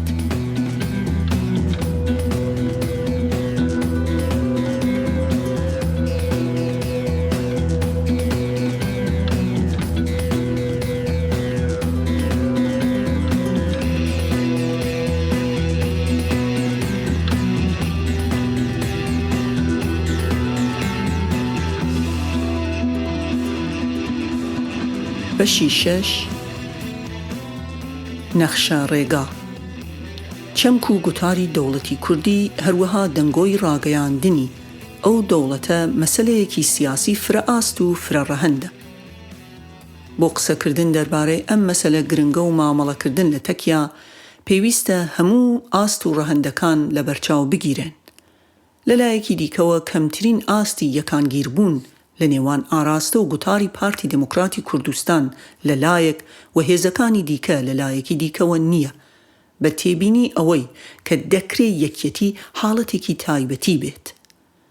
پێیەک لەم لایە و پێیەکیش لەلایەکی تر. ئەمەش بۆ ئێستا و بە ئەگەری زۆر بۆ داهاتوش کێشەیەکی گەورەیە بۆ پرۆژەی دەوڵەتی سربەخۆی کوردستان. دیوەکەی دیکەی ئەم قسەیە ئەوەیە: ئەگەر دەخوازرێت لە مەسەلەی سربەخۆییدا پێشوەچوونێکی جدی بەدەست بێت، ئەوە پێویستە بەر لە هەر شتێک هێزە سیاسیەکانی باشووری کوردستان لەسەر نەخشە ڕێگایەک ڕێک بکەون. نەخشە ڕێگاکەش دەبێت دوو ڕەهەندی هەبێت لە ناو بنیادنان و لە دەرەوە دانپیانان. لە ئاستی ناوخۆ بنیادنان. لە ئاستی گوتاردا پارتی دموکراتی کوردستان مەسەلەی ڕاگەیاندنی دەوڵەتی کوردی جگە لەوەی پێشتر ئاماژەی پێدرا بە چەند مەبەستێک بەکاردەهێنێت. یەکەم، پڕکردنەوەی بۆشایی فکری و نەبوونی پرۆژە. دووەم، جوڵاندن و جۆش و خڕۆشاندنی جەماوەری. سێیەم، ڕاکێشانی سەرنجی نێودەوڵەتی بۆ گرنگی خۆی. چوارەم، خۆکردن بە خاوەنی پرۆژەی دەوڵەت و یەکێکیش لە ئەنجامەکانی بەدەستهێنانی خاوەنداریەتی ئەوەیە کە هێزە سیاسیەکانی دیکە یا هەر نەبێ هەندێکیان بە تایبەتی بزافی گۆڕان وەک دژە دەوڵەت دەربکەون. لای پارتی بڕوایەکەیە کە ئەم گوتارە هەر چۆنێک مامەڵی لەگەڵدا بکرێت و کاردانەوەکان هەرچیەک بن لە ئێستا و لە داهاتوودا هەر خۆی واتە هەر پارتی قازانجی لێ دەکات. لە ئاستی فەلسفەی سیاسی و جیهانبینیدا مەسلەی دەوڵەت و بەدەوڵەتبوون تەنها ڕەهەندی بیرکردنەوەی هەنووکەی نییە، بەڵکو دەستبردن بۆ مەسلەی دەوڵەت بەر لە هەر شتێک دەبێت هەڵوێستەیەکی سیاسیانەیش بێت لە دوێنێ.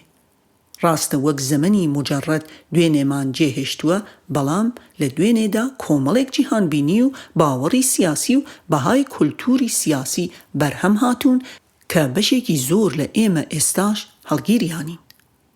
نەک هەر ئەوە، بەڵکو تەنانەت دیلی ئەو بەهاو بۆچوونانەیشین. بەمانایەکی دیکە بۆ ئەوەی بتوانیت ببیت بە خاوەنی جیهانبینی و ڤیژنێکی نوێ، پێویستە ئامادەبیت جیهانبینیەکەی دوێنێت هەڵ بتەکێنیت و بگرە هەر نەبێ بەشێکی ئەو جیهانبینیە ڕیشەکێشیش بکەیت. بەمانایەکی دیکە دەستبردن بۆ سەربەخۆیی ڕوبەڕووبوونەوەیەکی بوێرانە لە مێژوو واتە لەگەڵ دوێنەی خۆت دەخوازێت. بە تایبەتی ئەو مێژوەی کە تیایدا ئۆتۆنۆمیزمی وەک چارەسەر بۆ مەسەلەی نەتەوەیی بەرهەمهێناوە. بگرە دەبێت ئامادەش بیت کە بەرەو ڕووی خودی خۆت ببیتەوە. ئەو خودەی کە دوێنەیەکی دوور یا نزیک بیر و جیهانبینی ئۆتۆنۆمی یا ئۆتۆنۆمیزمی بەرهەمهێناوە. ڕوویەکی دیکەی ئەم قسەیە ئەوەیە کە دەبێت جیاوازیەکی ڕاشکاوانە بکرێت لە نێوان لەلایەکەوە ئەو کەسەی کە ئۆتۆنۆمی بە چارەسەر بۆ مەسەلەی نەتەوەیی دەزانێت و خەباتی بۆ دەکات، لەگەڵ ئەو کەسەی کە تەنها سەربەخۆیی و سەروەری نەتەوەیی بە چارەسەری کێشەی نەتەوەیی دەزانێت و خەباتیش بۆ ئەو جۆرە چارەسەرە دەکات. بۆ سەربەخۆیی پێویستمان بە گۆڕانکاریەکی بنەڕەتیە لە کەسایەتی ئۆتۆنۆمی خوازدا بۆ ئەوەی لە ئەندیشە و بیری ئەو کەسەدا سەربەخۆخوازی جێگای ئۆتۆنۆمی خوازی بگرێتەوە. ئەگەر ئەم گۆڕانکاریەش ڕوو نەدات، ئەوە لە یەکێک لە مەسەلە هەرە گرنگەکاندا بابەتی سەربەخۆیی وەک دروشمێکی مجەڕەد دەمێنێتەوە و هیچی دیکە. پرۆژەی سەربەخۆیی پێش هەر شتێک پێویستی بە سەربەخۆخوازە کە ئەمیش بۆ خۆی بە شەو و ڕۆژێک بەرهەم نایەت. گەیشتن بە ویستگەی سەربەخۆخوازی پرۆسەیەکی ئاڵۆزی فرەڕەهەندی و فرەئاستە کە تیایدا کۆمەڵی گۆڕانکاری لە ئاستی کولتوری سیاسی و ئایدیۆلۆژی و جیهانبینی و شوناس و ئاسایشی مرۆیی و گەشەکردنی مرۆیی و هێدێت پێویستن. پێویستە هەوڵی جددی بدرێت بۆ ئەوەی چیتر پارتی پرۆژەی سەربەخۆی قۆڕق نەکات، بە جەختکردنەوەی ئەوەی کە ئەم پرۆژەیە هی هەمووانە، چونکە بەر لە هەر شتێک ئەو دەوڵەتە سەربەخۆیەی بەرهەمدێت دەبێت هی هەمووان بێت. لە ڕۆشنایی ئەم بۆچوونەوە یەکێک لە مەبەستە گرنگەکانی ڕێفراندۆم دەبێ ئەوە بێت کە هەموو هێز و توێژە کۆمەڵایەتی و تاکەکان بەبێ جیاوازی لە ڕێگای بەشداری چالاکانە لە ڕێفراندۆم لە هەموو قۆناغەکانیدا ببن بە خاوەنی ئەم پرۆژەیە، ئەم پرۆژەیە بکەن بە پرۆژەی هەمووان. بەڵام هەنگاوی پێشتر ئەوەیە کە ڕێفراندۆمیش هەر لە سەرەتادا پرۆژەی هەمووان بێت. بە واتایەکی تر نابێ پارتی دموکراتی کوردستان مەسەلەی بەدەوڵەتبوون مۆنۆپۆل بکات، چونکە بە بۆچوونی ئێمە ئەم مۆنۆپۆلە یەکێکە لە هەڕەشە و مەترسیە گەورەکانی سەر خودی پرۆژەی سەربەخۆیی لە ئەمڕۆ و داهاتوودا. لە چوارچێوەی ئەم مۆنۆپۆلەدا پارتی دەخوازێت گۆتاری سربەخۆیی بکاتە ئامرازێک بۆ ئەوەی لە ڕێگایەوە بەڕواڵەت کێشەکانی ئێستای پێ چارەسەر بکات و مۆنۆپۆلی دەسەڵاتیش هەر لە دەست خۆیدا بێت بە بەهانەی ئەو لۆجیکەی کە دەخوازێت بڵێت چونکە پارتی و بارزانی پێشڕە و پێشەنگن لە پرۆژەی سربەخۆییدا لێگەڕێبا لە دەسەڵاتیشدا باڵادەست بن بۆ ئەوەی بتوانن ئەم پرۆژەیە تا سەر ببن بیگەیەنە کەناری ئارام.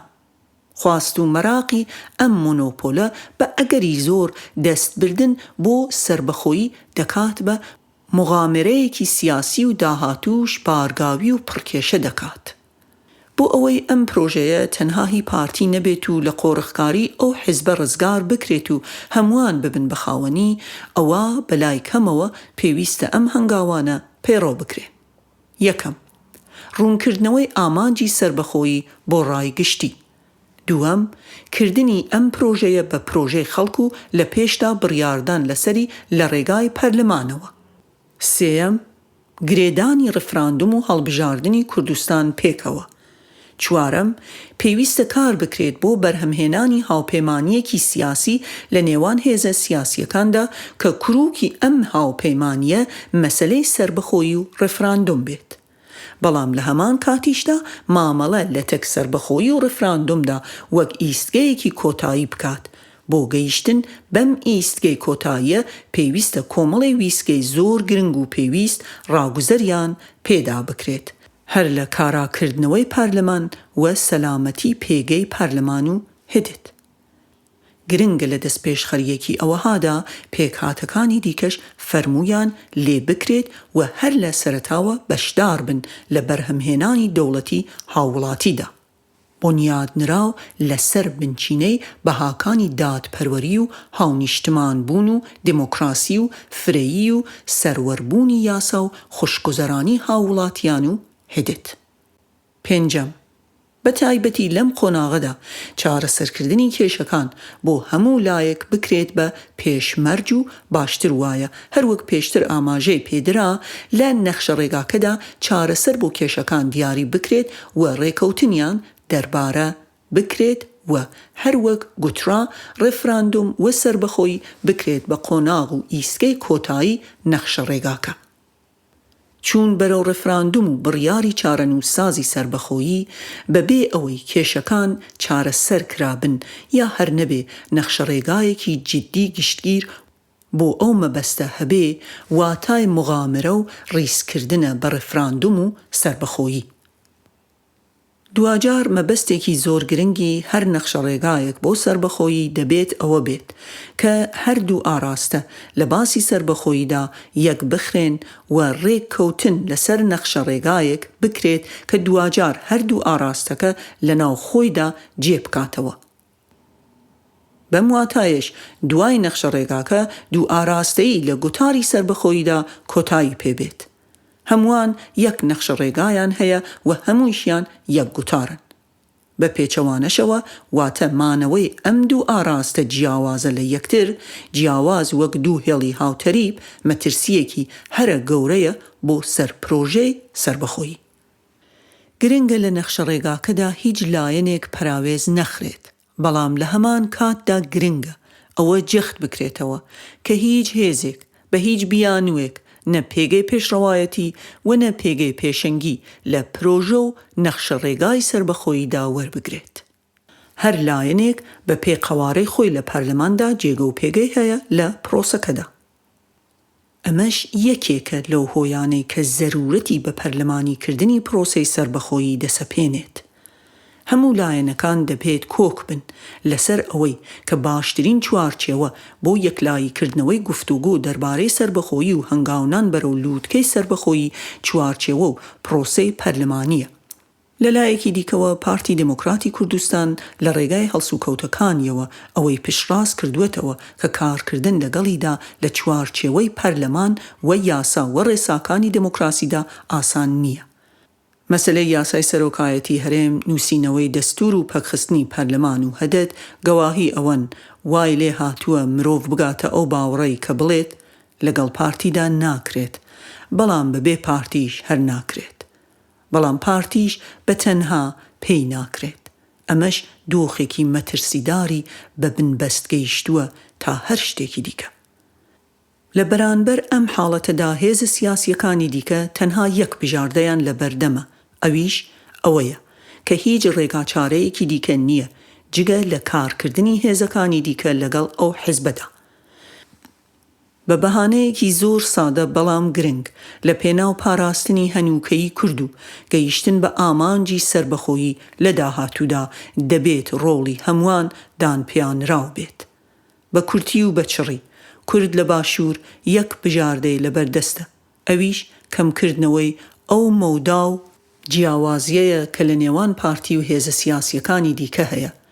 لە ڕاستیدا گەورەترین سەرکەوتن بۆ پرۆژەی سربەخۆیی ئەوە دەبێت کە پارتی بێتە ژێرباری ئەوەی نەخشە ڕێگایەکی سربەخۆیی قبول بکات کە هی هەمووانە، بەرهەمی کار و بیر و بۆچوونی هەمووانە و لە پێناو هەمووانە.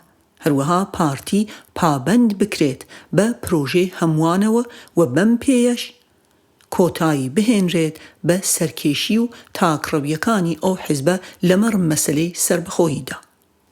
جگە لەمە ئەگەر هەموو هێزە سیاسیەکان لەسەر یەک نەخشە ڕێگا کۆک بن کە لەوێدا باس لە پرەنسیپەکان و مەکانیزمەکان لەمەڕ سربەخۆیی دەکرێت، ئەوە دەبێتە هۆکارێکی گرنگیش بۆ چارەسەرکردنی کێشە و دوو ئاراستەیە زیان بەخشەکە لە بابەتی سربەخۆییدا. بە مانایەکی دیکە هەر کەسێک بیەوێت لەو جوگرافیای سیاسیە ناهەموارەکەی کوردستان دەست بۆ مەسلەی ڕاگەیاندنی دەوڵەتی سربەخۆ ببات، بە مەرجێک ڕاستگۆ بێت لەو دەستبردنەدا، دەبێت بەر لە هەموو شتێک، لە ڕاستیدا بەر لە هەموو کەسێکی تر مشوری ئەوە بخوات و لە خەمی ئەوەدا بێت کە چۆن دەتوانێت تەواوی خەڵکی کوردستان بە هەموو چین و توێژ و ئاراستەی سیاسی و ئایدیۆلۆژی و گشت تاکەکانی ئەو وڵاتە تێکەڵاوی ئەو مەسەلەیە بکات و پشگیریان بۆ هەنگاوێکی ئەوەها مسەوگەر بکات. بە دیوێکی دیکەدا چۆن هێز و بنەما و ئاسایش و پێکەوەیی بۆ دەوڵەتی سربەخۆ بەرهەم بهێنێت. ئەوەش ڕێک بەوە دەکرێت کە مەسەلەی سربەخۆیی بکرێت بە شانازی هەموو توێژ و تاکەکان. ئەگەر هەموو تاکەکانیش بوون بە خاوەنی شانازی هەنگاو و پرۆژەیەکی ئەوەها، ئەوە ئەو کاتە بێگومان هەموویشیان دەبن بە سەرباز بۆ پاراستنی ئەو شانازیە، چونکە شانازیەکە هی خۆیانە. بە کورتی و بەچڕی دەوڵەت بەبێ بۆنیادنان نابێت. بۆ کورد بۆنیادنان هەر نەبێت لە دوو ئاستا گرنگە. ئاستی یەکەم لە ڕێگای بۆنیادنانەوە گەیاندنی پەیام بە دنیا کە ئەو واتە کورد دەتوانێت دەوڵەتداری بکات. ئاستی دووهەم توانای داکۆکیکردن و بەرگریکردن لە خۆی و لە دەوڵەتی خۆی لە ڕێگای ئەو بۆنیادنانەوە زامن و مسەوگەر دەکات، چونکە بۆنیادنانێکی نیشتمانی و دموکراتیانە هەمووان دەکات بە سەربازی داکۆکی کار لەو دەوڵەتە. 2. لە ئاستی نێو دەوڵەتیدا دانپێیانان. گەرچی کۆمەلگای نێودەوڵەتی وەها دەردەکەوێت کە نەرمیەکی زیاتر نیشان دەدات بەرامبەر گوتاری دەوڵەتی سربەخۆی کوردستان، بەڵام هێشتا نەگەیشتوێتە ئاستی دانپێیانانێکی ڕاشکاوانە. هۆکاری ئەم نەرمیە دەکرێت زۆر بن، بەڵام ئەمانە بە گرنگیەوە دەخەینە ڕوو. یەکەم، لە ماوەی 25-26 ساڵی ڕابردوو فەرمانڕەواییەکی خۆجێیی لە باشووری کوردستان بە هەموو کەم و کووڕیەکەوە هەبووە کە هەم هەندێک لە دیپلۆماتکارەکان و هەم ئاکادمیکارەکانیش بە دەوڵەتی دیفاکتۆ واتە دەوڵەتی ئەمری واقع ناویان بردووە. قبولکردنی ئەم فەرمانڕەواییە لە دەستوری عێراقدا کاراسانی بوو بۆ ئەوەی کۆمەلگای نێودەوڵەتی مامەڵە لەگەڵ ئەم فەرمانڕەواییەدا بکات وەک یەکەیەکی سیاسی، کەمێک زیاتریش لە دیفاکتۆ، لە ڕاستیدا تەنانەت هەندێک جاریش وەک ئەوەی دەوڵەتێکی سربەخۆ بوو بێت. مامەڵە و قبولکردنی تورکیا و ئێران لەو فەرمانڕەواییە گرنگیەکی تایبەتی هەبووە، هەرچەندە کاتێکی زۆری پێچوو بە تایبەتی بۆ تورکیا کە ئەم ڕاستیە قبول بکات. قبولکردنی ئێران و تورکیا بۆ مامەڵەکردن لەگەڵ دەسەڵاتی هەرێمی کوردستان تۆ بڵێ دەوڵەتە دیفاکتۆەکە دیسانەوە ڕۆڵی گرنگی هەبوو لە ڕواننەوەی دوودڵی لەلای کۆمەلگای نێودەوڵەتی بۆ نزیک بوونەوەیەکی تەندروستتر و دوورتر لە دوودڵی لەم دەسەڵاتە. دووەم، ئەولەویەتی شەڕی داعش. بەشداری کورد لەو شەڕەدا گرنگ بووە، بۆیە وڵاتانی ڕۆژاوا نایانەوێت وەها دەربکەون کە دژ بە خواستی کوردن، هەر نەبێت تا ئەو شەڕە بەردەوام بێت.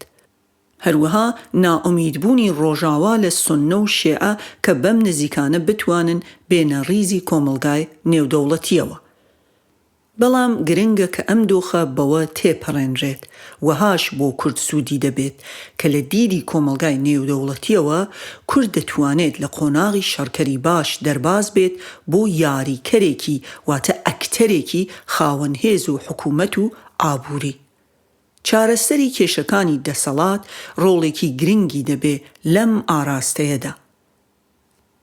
بە واتایەکی دیکە ئەگەر لەم دۆخەدا هەندێک هەنگاوی جددی نەهاوێژرێن بە ئاراستەی چارەسەرکردنی کێشەکان، ئەوە بە ئەگەری زۆر لە قۆناغی دوای داعشدا ئەو دەرفەتە نامێنێت. تەنانەت هەروەک لە سەرەوە باسکرا دەکرێت دوای شەڕی داعش دەرگای کۆمەڵێک تەحەدا بەرەو ڕووی باشووری کوردستان بێتەوە. تەنانەت لەوەش خراپتر باشووری کوردستان ئامادە نییە بۆ ئەو ڕووبەڕووبوونەوەیە. لە ڕاستیدا دەبوایە شەڕی داعش ئەو ڕووداوە ڕاچڵەکێنەرە بێت کە دەسەڵاتی کوردی بە ئاراستەی چاکسازی بنەڕەتی هان بدات، بەڵام نەک ئەوە ڕووی نەدا، بەڵکو ئەوەی ڕوویدا پێچەوانەکەی بوو. لە ژێر سێبەری شەڕی داعش و بێدەنگی ئەوانی دیکەدا ڕاستتر بڵێن وڵاتە ڕۆژاواییەکان دەستدرێژیەکی جددی کرایە سەر شەرعیەت و کێشە و قەیرانەکانیش هەر لە ژێر ئەو سێبەرەدا قوڵتر و فراوانتر بوونەوە. سێم، لە کارکەوتنی دەوڵەتی یەکپارچەی عێراق و نەبوونی هیوا بۆ خستنەوە سەرپێی ئەم دەوڵەتە. چوارەم، بوونی چەند وڵاتێک کە لە بەرژەوەندیاندایە ڕۆژهەڵاتی ناوەڕاست دابەش ببێت یان دەربڕینی پشتیوانی بۆ دەوڵەتی کوردی لەلایەن عەرەبی سوننەوە لە ئاستی نزمدا وەک هەڕەشەیەک بۆ بەرەی شیعە. پێنجەم، کەمبوونەوەی بایەخی استراتێژی ڕۆژهەڵاتی ناوەڕاست و خەمڵانی بەرژەوەندیەکان بە شێوازێکی نوێ. ئەگەر ئەزموونی دەوڵەت لە کۆسۆڤۆوە وەربگرین، دەبێت ڕۆژاوا بگەیەنرێتە ئەو باوەڕەی کە سەقامگیری لە عێراقدا بەم دۆخەی ئێستای مەحاڵە، کە ئەم ناسەقامگیریەش بۆ خۆی لە ڕووی بەرهەمهێنانی تێرۆر و پەنابەرەوە ڕۆژاوا دەخاتە بەردەم مەترسی و هەڕەشەوە. لۆجیکی ئەوەی کە پێویست ناکات عێراق بە ڕاگۆزەرە خوێناویەکەی یوگۆسلاڤیادا تێبپەڕێت بۆ ئەوەی ئەو کاتە عێراقیەکان و کۆمەلگای نێودەوڵەتی بگەنە ئەو باوەڕەی بەڵێ هێشتنەوەی عێراق بە باجی ئەم هەموو خوێنە ناکرێت و لەبەر ئەوەش پێویستە هەمووان دەست لە وەهمی عێراقێکی یەکپارچە هەڵبگرن و هەڵوەشانەوەی ئەم وڵاتە بە چارەسەر بزانن. دەکرێت بەهانەیەکی بەهێز بێت بۆ قبولکردنی پرۆسەی هەڵوەشانەوەی ئاشتیانەی عێراق. ڕۆژاوا گوێ بەوە نادات گەر عێراق وەک یوگۆسلاڤیا و یەکێتی سۆڤیەت هەڵبوەشێتەوە ئەگەر ئەم هەڵوەشانەوەیە مەترسی نەبێت بۆ سەر بەرژەوەندیەکانی خۆی. لە ڕووی نێودەوڵەتیەوە پێویستە کورد گوتار و بڕیاری سیاسی و سەربازی یەکگرتووی هەبێت. ئەمڕۆ لە هەموو ڕۆژێک زیاتر دەرفەت هەیە بۆ خەمڵاندنی ئەو جۆرە گوتارە، چونکە بەرجەستەکردنی لە هەموو کاتێکی دیکە ئاسانترە و فەراهەمترە. کاتی ئەوە هاتووە کە هەمووان بە یەک دەنگ بڵێن تا کورد خاوەنی دەوڵەتی خۆی نەبێت پارێزراو نابێت. بە واتایەکی دیکە زۆر گرنگە کە پشتگیری ئەمڕۆی کۆمەلگای نێونەتەوەیی بۆ کورد سوودی لێ وەربگیرێت، بە واتای ئەوەی کە بە دروستی و بەرهێنانی سیاسیانەی تیادا بکرێت بۆ بەهێزکردنی پێگەی سیاسی و دیپلۆماسی هەرێمی کوردستان. دوجار جێگەی خۆیەتی ئەو پەیامە بگاتە کۆمەلگای نێودەوڵەتی کە کورد پارێزراو نابێت تا سەروەری نەتەوەیی خۆی نەبێت. ئەوە ڕێک ئەو لۆجیکە بوو کە دوای هۆلۆکۆست جوولەکە ڕوو لە کۆمەلگای نێودەوڵەتی قسەی پێکرد. کوردیش دەکرێ دوای هەڵەبجە و ئەنفال و شەنگال بە هەمان لۆجیک قسە بکات کە جوولەکە دوای هۆلۆکۆست قسەی پێکرد. ئەگەر ڕاستە کورد لە بری هەموو کۆمەڵگای نێونەتەوەیی شەڕی تێرۆر دەکات، ئایا دەستکەوتەکەی تەنها چەند پارچەیەک چەک دەبێت کە ئەویش دەبێت لە ڕێگای بەغداوە بەدەست کورد بگات؟ یان ئەوە تا کۆمەڵگای نێودەوڵەتی لەوە دەگات کە بەبێ پشتگیری ئەم کۆمەڵگا نێودەوڵەتیە لە کورد لە ڕووی دیپلۆماسی و سیاسیەوە دەکرێت هەر ئەم پشتگیریە لە مەودایەکی دوورتردا بە زیانی کورد تەواو ببێت. بەو واتایەی کە ڕۆژێک دێت کە کۆمەڵگای نێودەوڵەتی کورد بەجێ دەهێڵن بۆ ئەوەی خۆی بەرەو ڕووی چارەنووسی نادیاری خۆی ببێتەوە. لە چاوی هێزە ئیسلامی و عەروبیە تۆندڕەوەکانەوە بەو یارمەتیە مۆری درستبوون و بگرە بەکرێگیراوبوون بۆ ڕۆژاوا کەوتووەتە سەر کورد. کورد ساندویجە لە نێوان سوننە و شیعەدا، چەند بژاردەیەکی لە بەردەمدایە، یان ئەوەیە پەرت بێت و بخورێت، یان بتوانێت هاوسەنگانە لەگەڵ هەردوولادا بێت یان لە نێوان هەردوولادا بێلایەن بێت. کاتێک بیر لە دەوڵەتی کوردی لە باشووری کوردستان دەکرێتەوە، دەبێت عێراق و دۆخەکەی هەڵبسەنگێنرێت بە پەیوەندی لەگەڵ وڵاتانی ئیقلیمی و وڵاتانی زلهێز. پاشان چۆن لە خواست و بەرژەوەندی ئەم وڵاتانە دەگەین لە تەبایی و ناتەباییەکان دژایەتی و تەبایی لە بەرژەوەندیە کاندا بە مانایەکی دیکە بەگشتی لە دژایەتی و یەکانگیربوونەکان.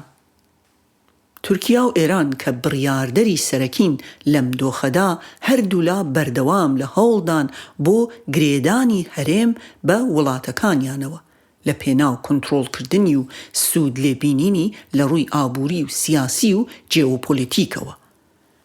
مەترسی ئەوە هەیە کە ئەم دوو وڵاتە بگەنە چوارچەوەیەک لە ڕێکەوتن لە نێویاندا دەربارەی کورد لە هەر سێ یان هەر چوار پارچەکە. ئەو کاتە دۆخێکی سەخت دێتە ئاراوە، بە تایبەتی پاش شەڕی داعش. بژاردەی هەرە گونجاو ئەوەیە کە بەردەوام حساب بۆ سناریۆیەکی ئەوەها بکەیت بەبێ ئەوەی بە زەرورەت ببیت بە دیلی ئەم سناریۆیە و بەهۆیەوە تووشی دەستپاچەی سیاسی ببیت. پێویست ناکات باشووری کوردستان تەنانەت باشیش نییە لە نێوان ئێران و تورکیا و عێراق تەنها یەکێکیان یان دوانیان هەڵبژێرێت، بەڵکو وا باشترە تا بکرێت هاوسەنگی لە نێوان هەر سێ وڵاتەکان ڕابگرێت. تەنها زەمانەتیش بۆ ڕاگرتنی ئەم هاوسەنگیە و سوود لێوەرگرتنی لە بەرژەوەندی کورد تۆکمەی سیستەمی سیاسی و یەکگوتاریە لە ئاستی ئاڵۆزیە جیئۆپۆلیتیکیەکاندا. دەرەنجام نە دۆستایەتی ئەوان بۆ یەکتر نە دژایەتی ئەوان بۆ یەکتر کاریگەری ناخاتە سەر بژاردە ئستراتێژیکەکانی کورد و بەرژەوەندیە نەتەوەییە باڵاکانی کوردستان. شتێکی واقعبینانە نییە چاوەڕوانی ئەوە بکەین کە دەسەڵاتی هەرێمی کوردستان بتوانێت لە هەمان کاتدا لە حاڵەتی ململانێدا بێت بەرانبەر عێراق و تورکیا و ئێران. مەسەلەیەکی یەکجار گرنگیش ئەوەیە کە جیهانبینی کوردی دەبێت خۆی لەو بۆچوونە کلاسیکیە باوە ڕزگار بکات کە بەردەوام خواستوویەتی بڵێ ململانێ لە نێوان ئەم هێزە ئیقلیمیانەدا بە زەرورەت لە قازانجی کوردە.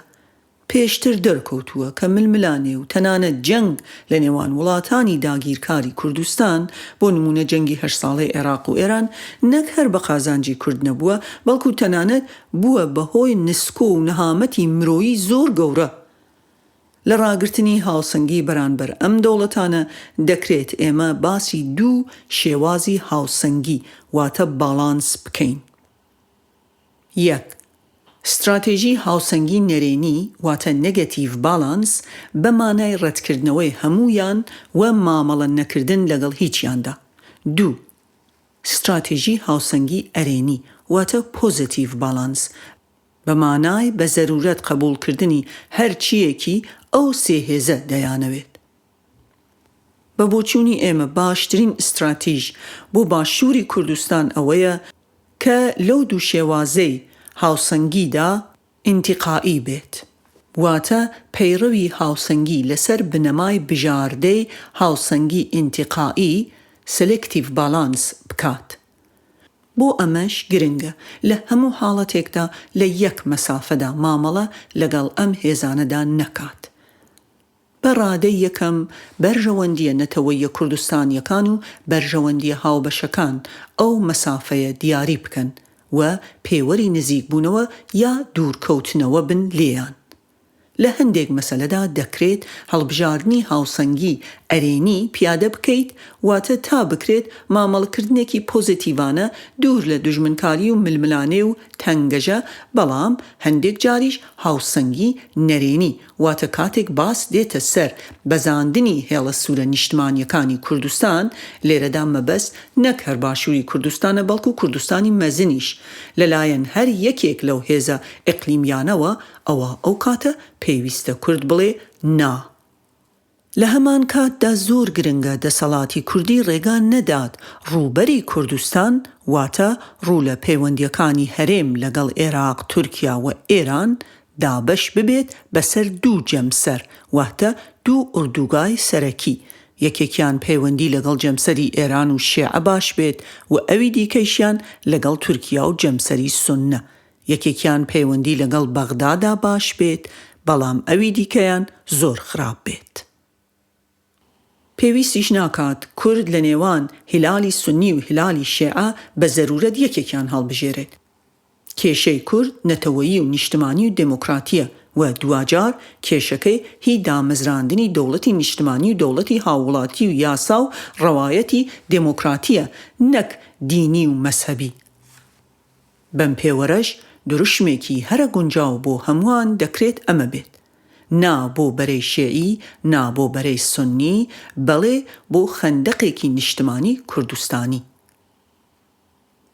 ڕەهەندێکی زۆر گرنگی پەیوەندی لەگەڵ هێزە ئیقلیمیەکان ئەوەیە کە بە هیچ شێوەیەک نابێت پەیوەندی باشەکانی هەرێمی کوردستان لەگەڵ ئەم ناوەندانە لەسەر حسابی بەشەکانی دیکەی کوردستان و دۆزی کورد لەو وڵاتانەدا بێت. لە ڕاستیدا جەختکردنەوە لەسەر گوتاری بوونی کێشەی کورد لە وڵاتانە و پێویستی چارەسەرکردنی نەک هەر پێگەی کوردانی باشوور بێهێز ناکات، بەڵکو تەنانەت ئەمە باشترین شێوازی گوتارە. ئەم شێوە گوتارە ڕادەیەک لە گوشاری نەرم دەخاتە سەر ئێران و تورکیا و لەلایەکی دیکەشەوە ئەم گوتارە پاراستنی پەیوەندی هەرە تەندروستیشە لەگەڵ کوردان لە بەشەکانی دیکەی کوردستان و باز نەدانە بەسەر بەرژەوەندی و مافەکانیاندا. لە ئاستی ناوخۆی عێراق کە ناکرێت لە ئاستە ئیقلیمیەکە جیا بکرێتەوە، باشتر وایە کورد بە ئاسانی خۆی ساغ نەکاتەوە لە نێوان شیعە و سوننە. واتە کورد بە فەرز لایەنێک هەڵ نەبژێرێت بۆ دژایەتی لایەنەکەی دیکە. کورد تەنها و تەنها لایەنگری بەرژەوەندیەکانی خۆی بێت و هەموو پەیوەندیەکان بخاتە خزمەت بەرژەوەندیە باڵاکانی کوردستان. لە هەمان کاتدا پێویستە لایەنی کوردستانی ئەوە بەڕوونی بزانێت کە یەکگرتنی ئەو دوو لایەنە عەرەبیە لە عێراق واتە شیعە و سوننە دەکرێت دەستکەوتەکانی هەرێمی کوردستان بخاتە مەترسیەکی جددیەوە. هەروەک چەند جارێک پێشتر دوای کەوتنی ڕژیمی پێشوو ڕووی داوە، کورد وەک کەمینەیەکی بێدەسەڵات لەلایەن زۆرینەی دیکتاتۆری عەرەبیەوە مامەڵە کراوە. وڵاتانی ناوچەکە بەڕوونی پەرە بە گرژی نێوان نخبەی سیاسی کوردی و نێوان هێزە سیاسیەکان دەدەن بۆ ئەوەی ئیدارەی قێرانەکانی نێوانیان بکەن بە قازانجی خۆیان. هەروەها بۆ ئەوەی لەم ڕێگایەوە بتوانن ڕێگا لە کورد بگرن لە ئاراستەی بەدەوڵەت بوون. باشووری کوردستان هیچ چارەیەکی دیکەی نییە تەنها ئەوە نەبێت کە چارەسەری هەموو کێشەکان بکرێت لە نێوان هێزەکاندا و بەم شێوەیەش هەموو درز و کەلێنە سیاسیەکان پڕ بکرێنەوە بۆ ڕێگریکردن لە دزەکردنی داگیرکاران لیانەوە بۆ ناو جەستەی سیاسی کوردی. لە ئاستی کوردستانی مەزندا هەر جەمسەرگیری و جەبهەبەندیک و دژایەتی یەکترکردن لە نێوان هێزە سیاسیەکانی کوردستانی گەورەدا مەترسیدارە و هەڕەشەیە بۆ سەر هەموو بەشەکانی کوردستان بە تایبەتی باشووری کوردستان. بە پێچەوانەشەوە واتە مامەڵەکردن لەسەر بنەمای کوردستانی و نەتەوەییانە بۆ ڕێگەگرتن لە هەر ئەگەرێکی لە یەکترازان لەسەر ئاستی کوردستانی گەورە خزمەتە بە هەر بەشێکی کوردستان بەجیا و بە کوردستانی مەزن بەگشتی. ئەگەر کورد ئەمڕۆ وەک هێزی پیادەی هێزەکانی ڕۆژاوا بەکار دەبرێت، چونکە ڕۆژاوا نایەوێت سەربازی خۆی بە کوشت بدات.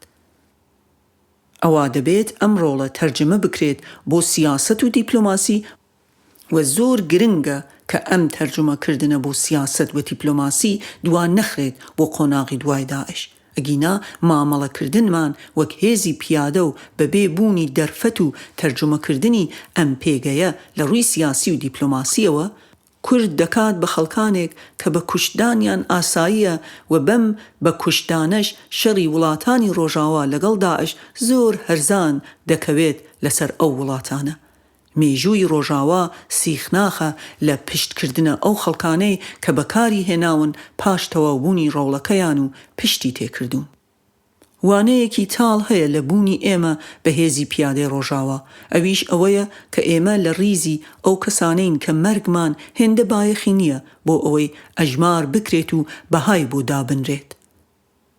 ئەمە لە بیری سیاسی نوێدا بە ئەو کەسانە دەگوترێت کە وەک بوونەوەری سیاسی تەماشا ناکرێن. بە کورتی بۆ ئەوەی خەڵکی کوردستان لە ڕووی سیاسی و دیپلۆماسیەوە بەری خۆڕاگری و قارەمانیەتی و قوربانیەکانی خۆی بچنێتەوە، پێویستە کورد لە ئێستاوە خەمی دوای داعش بخوات بۆ ئەوەی نەبێت بە هێزێکی فەرامۆشکراو لە هاوکێشەی نوێی ناوچەکەدا.